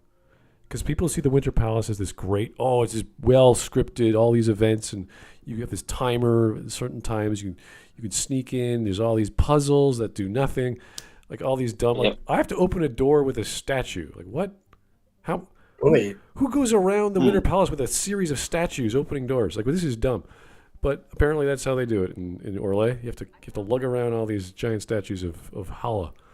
They absolutely ruined the Kunari in Inquisition. Oh, yeah. Yeah. They have. With the DLC as well. That was also... what Dragon Age 2 did to Kunari, I was confused, but like that was still a pass. Well, they didn't really do it. The Kunari were the best part of Dragon Age 2. Yeah, they did. Yeah, that's what I was going for, yeah. But the thing is, it's like they didn't change much from Origins. You just learn the fact that they do have mages, and they just treat them a hell of a lot worse than what the humans do. Yeah. And it's fine. But in Inquisition, they made the Kunari just trans activists. It's hard to explain why they did all the changes in 3, because we were taught by Sten that this is how the Canary are. They're very strict. Everyone has their own vocation since birth, essentially, and that's it. And They're very based. They're very, very orthodox. And then the third game is like, no, you can choose whatever you want. It's like, no, you can't. You can't Well, just. the best one is if you're a female warrior and you're talking to Sten, he doesn't understand how you can do it because there are no women soldiers Right. in the Canary. Until You go there to are. Inquisition, you've got Krem, and it's like, oh yeah, she's a Canary because she chooses to be a man. It's like, well, that's not what Sten said to start with. And she has their holy book strapped to her arm. And I'm thinking, if you were, this strict Orthodox, whatever religion, culture people, you would not put a freaking book that the second game was really strict on books because, oh my God, that book was everything. You would not strap it to your arm. This is the thing. All right, she's got that holy book strapped to her arm. What did the Canary do in Dragon Age 2 looking for that book?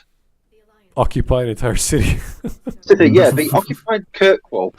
Some bloke got his neck broken. They were chopping people's heads off left, right, and centre, going, "Where is this book?" And Hawk becomes champion of the city because he stops a major war between the Canary and Thaddeus. In Inquisition, now that book means nothing. Just strap it to some armor, bro. It'd be fine. I remember in Babylon 5, Jakar is like, you do not thump the book of Jaquan, and that's like Garibaldi, and he's like, I read the book. It's like so sacred to him. It's like you don't treat these objects as if they're just objects. These are higher. These are more important than material things. And as soon as I saw that she had rope on her bicep, and I was like, what is that? Is that like armor? I was like, oh, it's a piece of bark. Like that's a book. Like that is. I mean, imagine if you went into war with a Bible or a Talmud or something strapped to your arm. The Quran strapped to your ankle. That would, come on. You're just insulting. No, Chapel might have a small Bible, like a Gideon's Bible, in his pocket or something. Yeah. But nothing like that. Yeah, I've seen those, but it's come on. You wouldn't use it as a freaking shield. That's ridiculous. Yeah. So they butchered the Canary into just being. They're basically socialists, right? They're communists. Well, Yeah, they pretty much made it. No, but they made them into them, really, like what their office is. Yeah, what was that DLC with that famous voice actress? What's her name? The redhead. It's Felicia Day. Felicia Day, thank you. And she was explaining how she became a Canary, and I'm like, oh, that's interesting. That's an interesting twist. But then you hear what she's saying, you're like, wait, that's not the Canary. What are you talking about? That's like a sect of some offshoot, maybe. Oh, she did the voice of one of the. Was it the Blood Mage in Dragon Age 2 as well? No, she voiced a character in Mark of the Assassin, which was just literally her character, which was literally just her, but as an elf. Yeah. You don't see her too often nowadays, though, do you?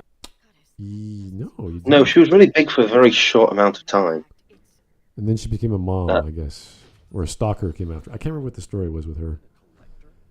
Oh no, she said that. I don't think it was true at all, but it was after around the 2015 era with Gamergate. She said she didn't feel comfortable around male gamers anymore. Oh, she would go to conventions. Yeah, she would go to conventions and stuff, and she'd be around people all the time. So it's like, but on Twitter, she's like, "Oh, I'm afraid of men now." It's like, what? I mean, honestly, I still remember Gamergate. Yeah, that was an amazing time. Meant absolutely nothing. Yeah. So to go back to more positives for a moment, it's like I don't know about you guys. I do like the design of the Normandy, the outside, the actual ship. Which one? Well, both. It's basically the same thing, just a size difference.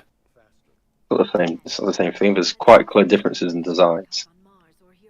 Well, yeah, I think the curvilinear shape that Mass Effect, even the logo, is known for, has been part of all the ship designs, the Citadel designs, the gun designs. Like everything has this sort of arc And that's been a consistent theme throughout the maybe not the armor, but throughout the game as a whole that we see, which I think is pretty neat. They do a lot of fun things in Mass Effect 2 with the cosmetics, which is fun, which is cool. You could download and buy at the time armor kits and stuff. So if I had to pick which Normandy I prefer over the other, I'd say the 2 and 3 one. Specifically 3, because the blue I think fits much better than the other colors. That I just love the color scheme from 2. The yellow, the Cerberus yellow, and black. Yeah, the yellow and black. Yeah. And another blue positive. Sorry, go ahead. Yeah. I was gonna say the Blue V Alliance one. Watching the cutscenes and everything, in Mass Effect 2, you felt that this was a bigger ship than obviously the Normandy 1. You felt it was a big ship that could hold its own. You felt, it was like a hot rod. Whereas in Mass Effect 3, it feels like a small little dumpy little thing that is so tiny. that was half built, half reconstructed, or whatever you call that. It's in pieces. Refurbishment. What the? That reminds me of the loyalty mission outfits that you would get in Mass Effect 2. I thought it was cool that everyone was in black or a different outfit. If it had something to do with rank, if it had something to do with being part of Cerberus, and there was an initiation ritual, it's like, okay, Tali, we did your thing. You're now part of the team. I'm going to give you your outfit or whatever.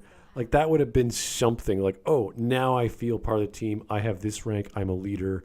I can control these guys or troops. Like, there was something along those lines that made you say, okay, we don't know what's coming because we're stupid. We're ignorant. We don't bother to freaking scan and ask people for intel. We have all this intel. We don't know what to do with it.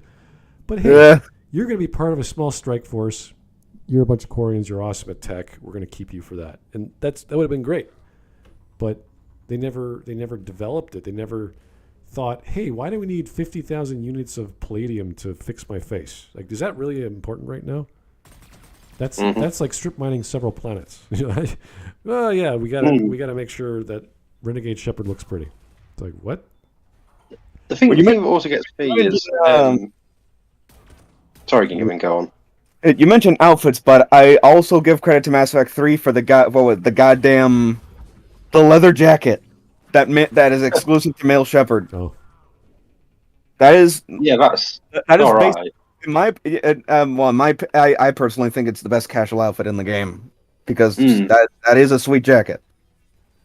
Don't you like the awkward dress that Shepard gets, where you can see right up her skirt? I know the joke.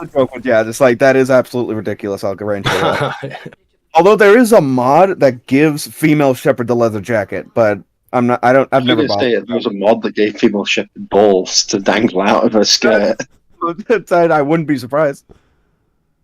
But coming on to obviously, like Smud was saying about black and white, and it could show rank. It always confused me the fact that the glowing eyes. Miranda was supposedly your second in command, but if you ever read information, it always says Garrus as the XO of the Normandy below Shepard. Yep. Mm-hmm.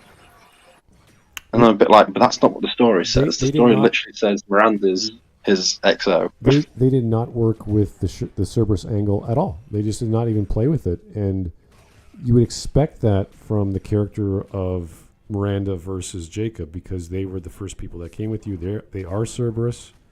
And it's weird. I've said this multiple times. It's like their personalities swap as soon as you finish Freedom's Progress. Freedom's Progress, isn't it? No. It's the station from the first time you wake up. I can't remember the name of it. Minuteman Station. Oh, it's Minuteman Station. Anyway. Oh yeah, I can't remember. Yeah. So as soon as you get on board and you go talk to them, Jacob just climbs up. He's like, yeah, whatever, Shepard. Blah. It's all bull. Like, even his mission, he even climbs up. He likes you more, but other than that, he's still stalwart. Doesn't care. Miranda's like, Shepard, I got a problem. You're like, what? What's wrong, Miranda? What's going on?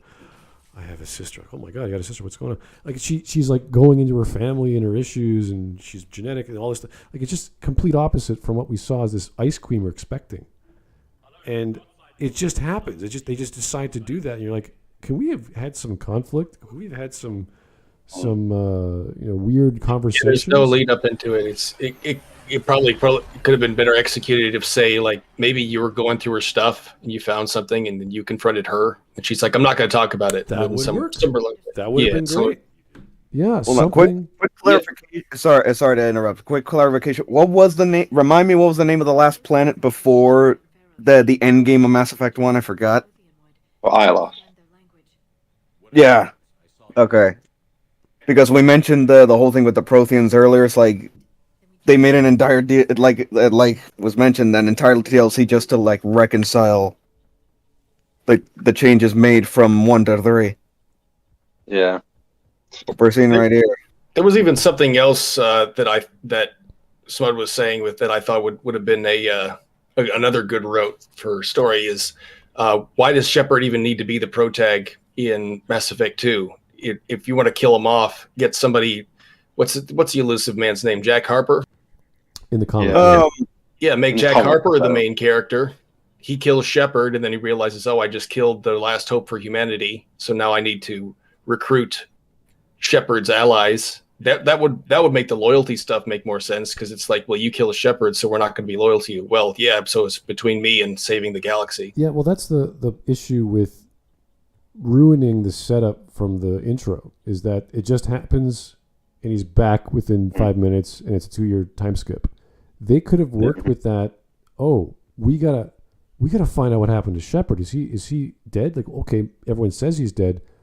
What if we make that a whole mission where you discover his body? Oh my God! Halfway through the game or whatever time frame you want, you play. Honestly, halfway through the game would be the best fit ultimately if they had gone that route. Yeah, well, think of Chrono Trigger, where Chrono dies. I don't know if you guys remember Chrono Trigger, but you play as Chrono. He's the main character. He's a silent protagonist in a JRPG. Halfway through the game, he dies. Like it has to happen, and then you take your rest of your team takes over, and there's no leader. They're just like you can make up any team you want. They have their own dialogue with all the main plots, and the whole point is to find a clone to go back in time to swap at that exact moment where Chrono dies, so you could take him back in time. Obviously, this is all kind of wishy-washy, timey-wimey stuff. Yeah. But it goes to show you that you can keep going. The mission is still more important than an individual. And if they incorporated Shepard's death in a more believable gameplay, storytelling way, you're like, hey, you can then control Garrus, which you could have done in the X05 demo. You can control Ashley if you saved her, and she would be like, I'm a Marine. I have to go get the body of a fellow Marine. This is my duty. Like, there's all kinds of things you could have worked with to have characters like Ashley join Cerberus to go to other parts of the galaxy that they're not allowed to go because she has a duty. So they missed a lot of opportunity and instead went with the time skip. We have a lot of money and resources. Yeah, but the thing is, it's a bit like, why did they make Shepard die anyway? It's like they wanted to reset the character. Yeah, exactly. Well, I know why they wanted. Yeah, but why didn't they do it? It could have been better if they had done it at the end of the first game, though, and just left Shepard as the hero the hero that died saving the Citadel, and that's it. I think they were concerned with thematics and not so concerned with practicality. Yeah, because I think they like the cool opening where the Normandy gets destroyed, and then they went, "Oh crap, we've got the rest of the game to write." Yeah, but you don't even need Shepard for that, though. Yeah, but the thing is, it's like, all right, you've killed Shepard off, he gets brought back, and it's like, oh, the themes of it. You don't talk about Shepard's death until the end of Mass Effect 3 for 5 seconds as he watches a video clip. Fucking retarded. You know why? You know why? Because people were complaining. And Bioware's like, no, we got to clean this up somehow. And it's like, well, let's give some video logs. Somehow, anyhow, fuck it. Yeah, but like you thought they'd at least talk about it, halfway through Mass Effect 3 or something, not the last mission, the penultimate mission. Yeah. Well, I just love the fact that where he goes, Miranda no, I could be a clone, or might not be. Oh well, let's carry on. Well, I like the fact that in those logs, if you listen to them, Miranda's like, we just need more, or Miranda says, it's just a matter of resources. You're like, really? You could solve death from atmospheric reentry and collision with a planet where your brain miraculously survived in that helmet, which makes no sense, because if that was the case, you'd build the whole ship out of that material. But okay, fine. Definitely. Just a matter of resources. We'll just make a new brain. We'll just add the personality matrix or something onto that brain. I like the way that they always say, yeah, but the brain was intact. I mean, there's other scientists go, yeah, but he crashed into a planet. Yeah, that's the other thing. You see his body start to burn up. He'd be a charred, like he'd be ashes. Like, how are you going to rebuild something from ash? Yeah, no, but the helmet kept the brain intact. Yeah, but what about the rest of it? If you read, the helmet kept the brain intact, guys. It's like, that's not the point. The planetary description of Alkera, which is the planet that Shepard smashed into at explosive velocity, it has an atmosphere of ammonia and some other very corrosive gaseous compound. I can't remember. No oxygen. So if you are a fireball coming through the atmosphere, you're now impacting with ammonia, which is going to tear off any kind of organic material, and then set it on fire. So you're now a fireball that's just using its own flesh as fuel to become a. And if whatever's left is the helmet, then inside the helmet is also fire. It's gone. Yeah, but Smud, the helmet kept the brain intact. Somehow. Sure it did, yeah. Bioware thought that sentence solved all the problems. Yeah. Somehow, Shepard's. And it in fact caused the problems in the first place. Now I want to assume that they did a Rian Johnson subvert expectations thing, where it's like, oh, you thought Shepard was dead? Oh, but he's not. Gotcha. Yeah, but if they make it very clear that he was dead. Yeah, if they and like Spud says, you can bring him back to life with just more effort. It's like, so death means nothing. Yeah, if you ran with the clone, if Citadel was going to be clever, they would have had this huge, awesome backstory with the clone. But the clone was just a clone. Like we cloned him and we gave him my memories. It's like, why? The clone is just there. He's not used for spare parts. He's not going to be a backup. He's not like the second plan that Miranda had up her sleeve. They just made him, and Miranda didn't even know. And you're like, what? You didn't know? This is your project.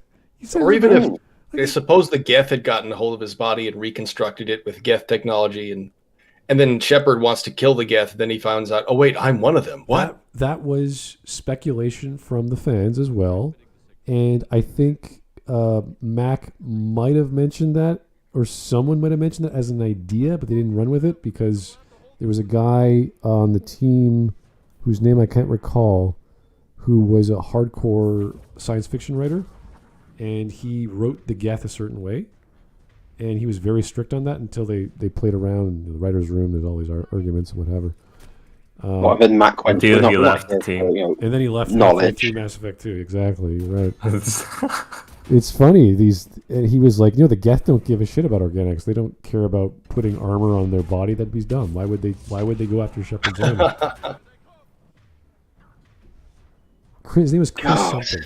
Oh, I can't remember his last name. But he was like a hardcore, we're going to do Geth the right way. And then they sort of amalgamated that to everyone else's ideas.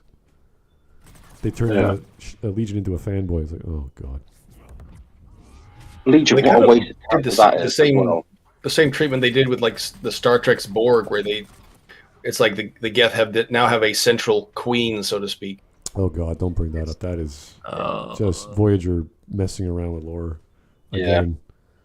Yeah. But the thing is, I liked Legion because he was just interesting and different. He was alien. But then I also realised how little they actually used him in the games for how much attention he gets. Yeah, they even streamlined the streamline. If you notice the game devs, you can get any of the characters at any point in time. That's originally designed that way. That's why they had all these lines of dialogue for everyone on Tali's mission, including Legion. Legion had lines of dialogue for Horizons. He had dialogue for Jack's loyalty mission, which you can only do before Horizon. Yeah, because you get 2 people, and then the next plot point pops up, but you can go straight to Legion in the original design. And for whatever I did that reason, they once, yeah. changed it. You can actually go save Tally with Legion in your party, and she reacts to it. Yeah, but the problem with that is getting Legion kickstarts the end game. Yeah, unfortunately. So you've only got 2. From what I've read about the game design, once you've done the Dead Reaper mission where you get Legion, you've only got 2 missions. You can only do 2 main missions before the crew get abducted. And any other missions you do after the crew gets abducted lowers the chance of you getting all the crew back alive. So really, you're down to 2 missions with Legion before the end mission. It's like, oh, okay, thanks for that character. Which is Legion's loyalty and Tali's loyalty, essentially. Yeah. You're a bit like, okay, so I've only got 2 missions with Legion, cool. And then you come to Mass Effect 3 and you get him for nothing, apart from a few Geth missions on Rannoch, and then he dies. And you're like, well, what a waste of a character that was. Yeah, and depending on how you did Tali's loyalty mission will determine the fate of the galaxy and the Quarians and the Geth. It's just like, what? Apparently. I'm just like, what the hell was that? Which is... I like the way that, was it, Tali being not kicked out of the fleet is literally the only way you can get both of them. I know, but it devolves into what she would call a family dispute. If it's just a minor issue between family members, like that's the fate of an entire 2 species, really? That's because your dad was dumb and you can't mention that? Yes. But she's an admiral now. She's in charge of an entire group of people or whatever it was. She's in charge of a whole group of people. At least 2. A few at most. Yes. Yeah, well. Do you see what happened to the last group of people she was in charge of? What, they all died horribly? Yeah, Vitor went crazy. He's traumatized. It's like, maybe she's not the best leader. Her survival rate is Freedom's Progress, 1 insane person. Okay. Was it? Recruiting mission, yeah. Everyone except for Rieger dies. Yeah, and then it's like the one where you actually pick her up. It's like who survived? It's like and Carl Rieger. You're like, okay, so another just 1. It's like you've got like 20 people with you at the start of each mission. You're losing a lot of people.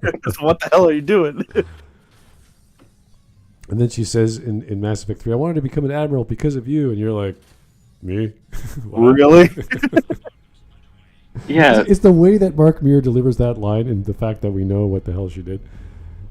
It's like, oh my god. Yeah. No. Something else. If I had to take career advice from a man who's still a lieutenant commander after nearly 20 years, while other people are getting tons of promotions within a year. Yeah. Well, yeah, but the Quarians are so desperate they have their live ships become dreadnought level. Like no shields, no armor. Like what? Hey Tommy, pull the trigger. Okay, Dad. They pretty much sent a combine harvester into battle because someone strapped a Glock to the front of it. You cue the goddamn song as well.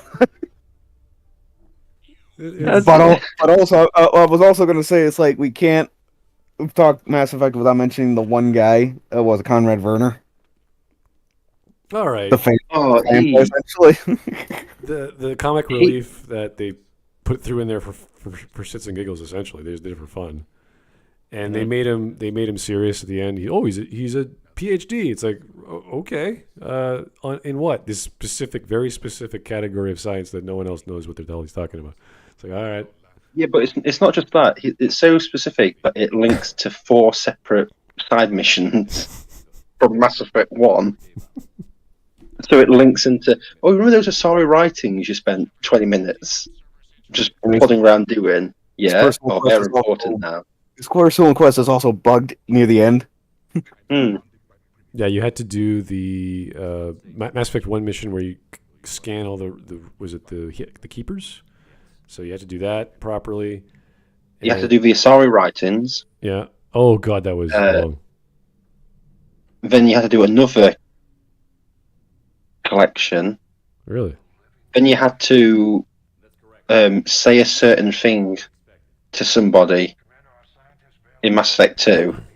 Like, right. And then in Mass Effect 3, it's like all comes together. You're like, this makes no sense whatsoever. Why would you? So I was also going to mention what I meant specifically with Conrad. It's like his personal quest where you like keep talking to him, where the game was bugged so that the Paragon and Renegade flags for his quest would activate. Yeah. He's stuck on the Renegade outcome unless you mod the game on PC. Mm. Did Legendary Edition fix that though? Don't know. No, that's true. I think like the Legendary Edition introduced more bugs to the game. Yes. Actually, Yeah. like I remember the one from 2 where NPCs just keep screaming because they are stuck in the floor. Like it's such like a legit like. They have like Because they're like 7 or they're sick 8. of falling enemies. Yeah, they have like 7 or 8 screaming clips. It's hilarious. They just keep cycling through them. Yeah. Good stuff. So good. So we keep talking about things that make us laugh because they're fun for us, but we know there are problems in the games. So Oh, yeah. I mean, the entire series, with Bioware, everything makes me laugh now. I can't take anything seriously because I know how incompetent they are. And it's like, they honestly think that they're the greatest story writers ever. And then you're literally playing through the games going, this makes no sense at all. Yeah, that was basically my experience. Like, I knew, like secondhand because it was years after the fact, the whole thing with the ending disaster. But I damn well tried to take this as seriously as I could. But at the end of it, I'm just like, yeah, everyone was right about this. It's stupid. Mm-hmm. It's just, I mean, I go through, like, Mass Effect, I can't take anything seriously because there's no, once you know how it ends, you can see the fact that they're just delaying. Everything's just delaying. Delaying the inevitable, pretty much. Yeah. I mean, the number of times I had to listen, especially Mass Effect 3, Shepard going, I don't know, but I plan to find out, or I'll find a way to stop them. And you think, but you didn't. You didn't even do anything. It's like with the Citadel coup with Cerberus. They ask Shepard, how did they do it? And Shepard goes, I don't know, but I plan to find out. And then nothing said about it for the rest of the game. So you got a little bit of a J.J. Abrams mystery box situation where we keep on like saying, we'll find out, and then nothing happens, and it gets forgotten about. Like, and then honestly, you start realizing, they weren't interested in finishing it. like looking back, the Crucible was basically just a J.J. Abrams mystery box. God damn, it was that bad. yeah, no, it's Crucible was a giant microphone in space. there are 3 Deus Exes. Thanks for my joke. That's my joke. But yeah, there's the Crucible, there's the Star Child, and then there's the Leviathans. There are these, like, once you start piling on these Deus Exes, the game, like the story itself, is no longer to be taken seriously. The first one is bad enough. The second one is just a joke. For me, the Leviathans, for me, aside from everything in the main game, the Leviathans are the most brain dead thing in this whole game, in my opinion.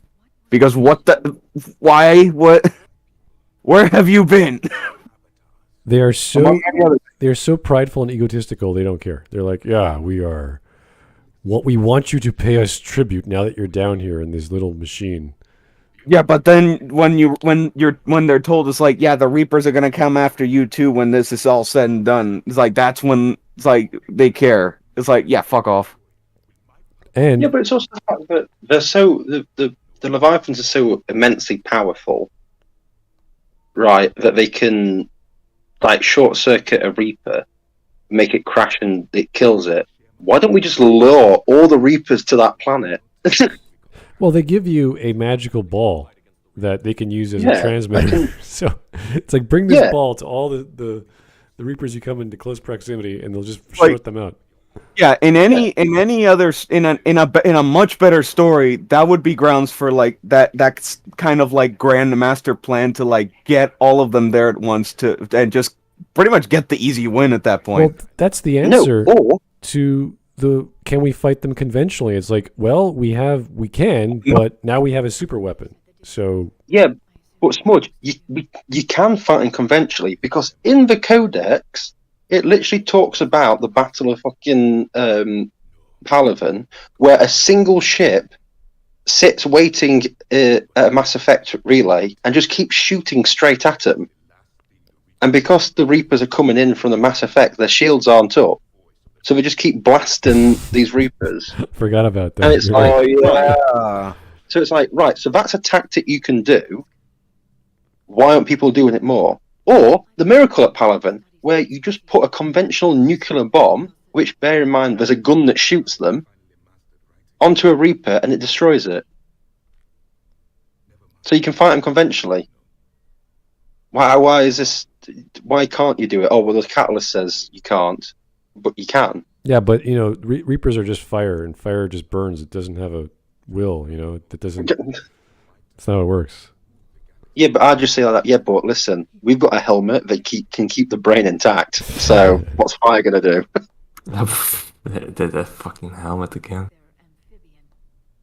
It's stupid. It's like I said, you look at the Codex, and you're reading all these like battles and stuff, and the way that they portray the Reapers at the end is like they're inevitable. There should not have been a war with the way it was going, from what like the Catalyst says, and when they say they can't fight conventional. But supposedly, Earth, with a really small army, has got them bogged down in a ground war. Palaven, the Turians are winning in places. You're like, how is this possible? The Turians... You can't be winning in certain places and tell me the war you're losing the war. The funniest part of the Turians is like, well, if you give us the Krogans, we'll give you air support. It's like, what are they going to do? What are a bunch of ground troops going to do against these flying machines that rain fire from the sky? Like, what is your plan here, Mr. War Leader? Yeah, but it's like you say, Reapers are 2 kilometer tall killing machines. And it's like, yeah, but this Krogan with a gun, yeah, that will show it. Right? Okay. Then we'll join the war. If you give us Krogans for Palaven, it's like, all right, that's stupid, but here you go. But yeah, if you read the Codex, and this is even from Mass Effect 2, the research that was done on the Phoenix cannon, I believe. The Phoenix cannon. Or Phoenix missiles. Well, that's another dumb thing, but that even kills Reapers. On tanks. Yeah, it kills Reapers. Vans. It works. Jeeps. But the Phoenix Trucks. cannons are equipped on fighter-class starships. So you got a carrier. It doesn't matter what carrier it is, whether it's a Turian or a human carrier. They all have 20, 30, 40, I don't even know the number, fighters. There's nearly 100 fighters on human carriers. They have 100. That means they have 100 guns they could point at a Reaper that will kill it. By definition, because the Phoenix cannon can penetrate any known shields, which includes... It's reverse engineered. Yeah, which includes technology. The so-called Geth mega ship at the Battle of the Citadel. So it's like no, it's actually taken from Sovereign's guns, right? So you're like, okay, so the actual weaponry that the Reapers are using, we've got attached to our fighters. Yeah, and it can we can't beat them conventionally. Anything. Yeah, and this is what drives me nuts, because you would think this is like a super duper weapon. It's like, no, you can put on a fighter. It's like, what? The worst one is the Codex for the Black Star. Oh God. Which is, and I quote, a gun that can shoot a small black hole. Let's redesign Mass Effect again. Let's eliminate heavy weapons. Here's a gun the Reapers invent just lying around. You're like, all right. And then you pick up the Codex that gives you the article, and you're like, it fires a black hole. Hey, let's make 1,000 of these things. We can reverse engineer a black hole gun. Sure, why not? You don't even need to reverse engineer it. Just pick up one. I can shoot miniature black holes. Pick up one, merge it with the cane that shoots nuclear devices. What's the issue? Can't win conventionally. Can't be done. Hey, Giga, you said that reporter girl, she's based on somebody in real life? Jessica Chobot. I don't know. I don't remember if she's from Game Trailers or Machinima or Yeah. whatever, but it's like From IGN. From IG. Wow. Thank Yeah. you. I was like, yeah, of all people, someone from IGN managed to sneak into the fucking game. Yeah, no, but they she made her a was really romanceable popular character. back then, though. Jesus Christ. There's another element I talked about that they could have had an entire propaganda war, intelligence war, to get people to help out. Like if you're going to use an EMS system where there's a point system of assets or bullshit like that, why not to clamor people to join the war, to fight for whatever homeworld they've got, and have a cult of personality between who's pumping out the information, because you already had that with Cerberus. They were getting people to come to Sanctuary over the airwaves. Why couldn't you do that? And they sort of imply that with Miranda using the Sanctuary as a beacon to tell people not to come here. Yeah. But they The never. best one about it was when you went to the Jack mission. Right. The Academy. The Academy, and you could hear Cerberus over the tannoy. Right, with that on really the soft kids. voice from that guy. Yeah. Oh, I like that. That was a good idea. But they never did it ever again. I know. And then Cerberus just went, you know what, let's just be evil. And you know And just tell people, yeah, we're going to kill everyone. You know how easy it is to code a system where you do an event and that causes, like, I don't know, a text message or an email to pop in saying, hey, you just got 20 new recruits because of your advertising. It's like, wow, you got points to help the war effort. And I've seen not that system per se, but there's a few mods you can get that you make choices in emails that will help the war effort as well. So I have that one, yeah. Oh, you do? It's part of like a bigger pack. I think it's part of the expanded Galaxy mod. That specific thing, I believe. Yeah. See, little Yeah, things but- like that they could have done very easily, and they just didn't think about it for whatever reason. Yeah, but Smud, if you had that, you wouldn't be able to receive other emails like that amazing one from Kai Lang, where he gloats over beating you. I wish so hard there was a mod that changed that email into what we had suggested for that. Like you guys remember the our edgy characters bad video we covered, where we actually like went into that for a moment. Like honestly, it definitely would have worked better if like there was something more more subdued, something more subtle. But no, because it's 2010's Bioware, of course they're gonna fuck it up. My brain just goes, who in their right mind wrote like Mac Walters? It's like there's no question he put that together. I'm just like, I still remember the damn Ars Technica AMA because it looked cool. For fuck's sake, man. Is that really it? Well, they wanted a Darth Maul character, and I'm reading that, and I was like, wait a second, why would anyone ever look at episode 1 and go, you know what would be really good? Darth Maul. Darth Maul was such a good character in the first. A character who doesn't say anything. We will get revenge. It's like revenge for. Yeah, but the thing is, it's a bit like Kai Lang. He's this amazing person. It's like, is he? We have no knowledge of this character outside of a comic book where he gets both his kneecaps shot off by Captain Anderson. You're like, oh, and also in one of the other ones, he eats some cereal. And you're like, okay, this is amazing badass. And then throughout the entire game, all he does is run away and blind you with a light, and then he dies. Well, by the power of spotlight. There was really bad scenes because it was plot armor, but the worst was the taxi scene where he falls on top of your taxi, and instead of Shepard just like turning the ship or the taxi, a little bit to the left or the right, or even a lot to the left, he starts shooting at him, and you're like, okay, here we go.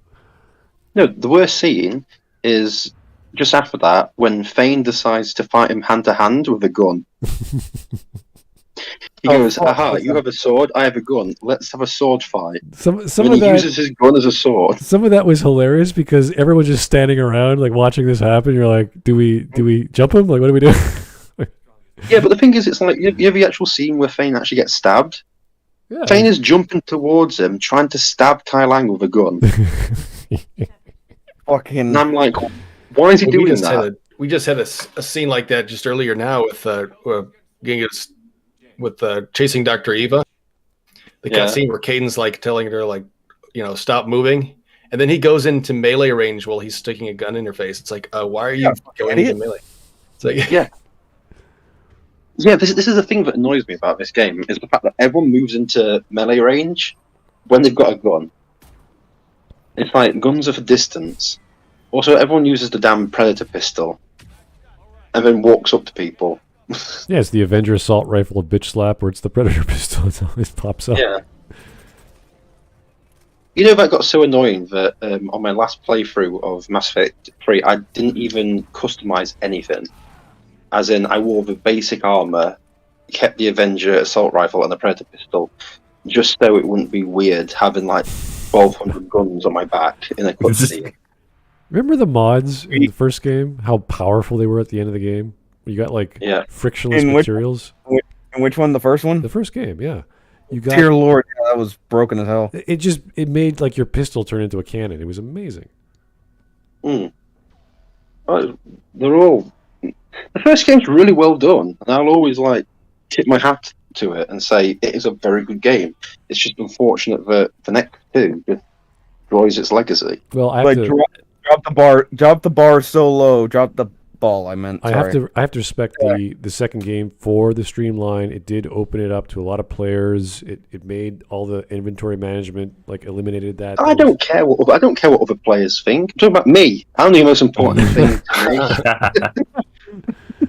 But really, like, I still doubt that it was entirely made by BioWare. Like, it's just Wait, two? it's just the first one, the first Mass Effect. It's just too good. Well, they were bought out by Microsoft at the time, so that might. I mean, right after like 2, wasn't it? And then, well, EA was 2, yeah, but it was. You're right. They were developing 2, and EA bought them out. I just remember, like, because like Mass Effect 3 was like the game that like you could only play on Origins because it used to be on Steam. Now it's on Steam because Origin is like not doing that well. But BioWare has made Otherwise- some good games in the past, like really good games, like the Baldur's Gate series. But if you've ever played Hordes of the Underdark, which was the final expansion for Neverwinter Nights, they did a lot of the regular Dungeons and Dragons things, but they also incorporated some Planescape Torment elements in there as well, and it was really well done. Neverwinter The thing Nights is was that, like one of I those say- great games. It was you buy not because the game is good, but because the tools that came with were great, and you could make your own campaigns. Yeah. I still meant to play that fighting game from BioWare, but I just can't remember the name. Fighting game. Jeez. Yeah, it was Jade Empire. No. Yep. Yeah, they had Jade Empire. BioWare. Yeah. BioWare also made the only RPG for the Sonic franchise. They made Which one? Chronicles. I think no. I think it was Sonic That's Chronicles. BioWare. Sonic Chronicles on the DS. Yeah. Oh, good lord! I thought they But it was- also did MK2. It was Mortal Kombat 2? No. It's this third-person shooter. You have this gun as your head, and you could take it off and use it as a... Oh yeah, that was a niche game. Yeah. You had this other guy who was like this crazy mad scientist who would MacGyver stuff together like a toaster, and you make a weapon out of it. So, yeah, it was really weird, but it was cool. I can't remember the name of it. Was it MDK2? Something like that. Yeah. MDK. Yeah, I know what you're talking about. It was cool. Like, it was really wild. Anyway, we've been rambling for over 2 hours. As much as I can talk about this until the day I die. I've got more important things to do, like, I don't know, killing myself. Yeah, I have whiskey to Oh my finish god, MDK2 was developed by BioWare. this. Yeah, amazing. You weren't kidding. Okay. It's a great game. It's really wild. It's creative. I wasn't expecting that from BioWare, but yeah. Those Canadians, I tell you. Well, we got, what was it? Silicon Knights at the time were pretty good. And, well, obviously the guys who did GTA, so. Neverwinter Nights? Was it? Yeah. Yeah, you play through the first game is decent. The second expansion, Shadows of Underntide, starts out well and then it kind of falls off a little bit. But the third expansion, Shadows of Underntide, is really well done. and I think they really got a lot of good focus on what they were trying to do with the dialogue system, with the story system, and they introduced a bunch of other cool characters, and they've even got some romance path lines if you're into that too. Pretty solid, yeah. All right. Well, there's a little homework for you guys. If you want to check out other Bioware games that are worth your time, Neverwinter Nights 2 and their various expansions. And if you can find it, I doubt you can, but MD Cave 2. That is... It's on Steam and good old games as well. For like just check it. $2 free.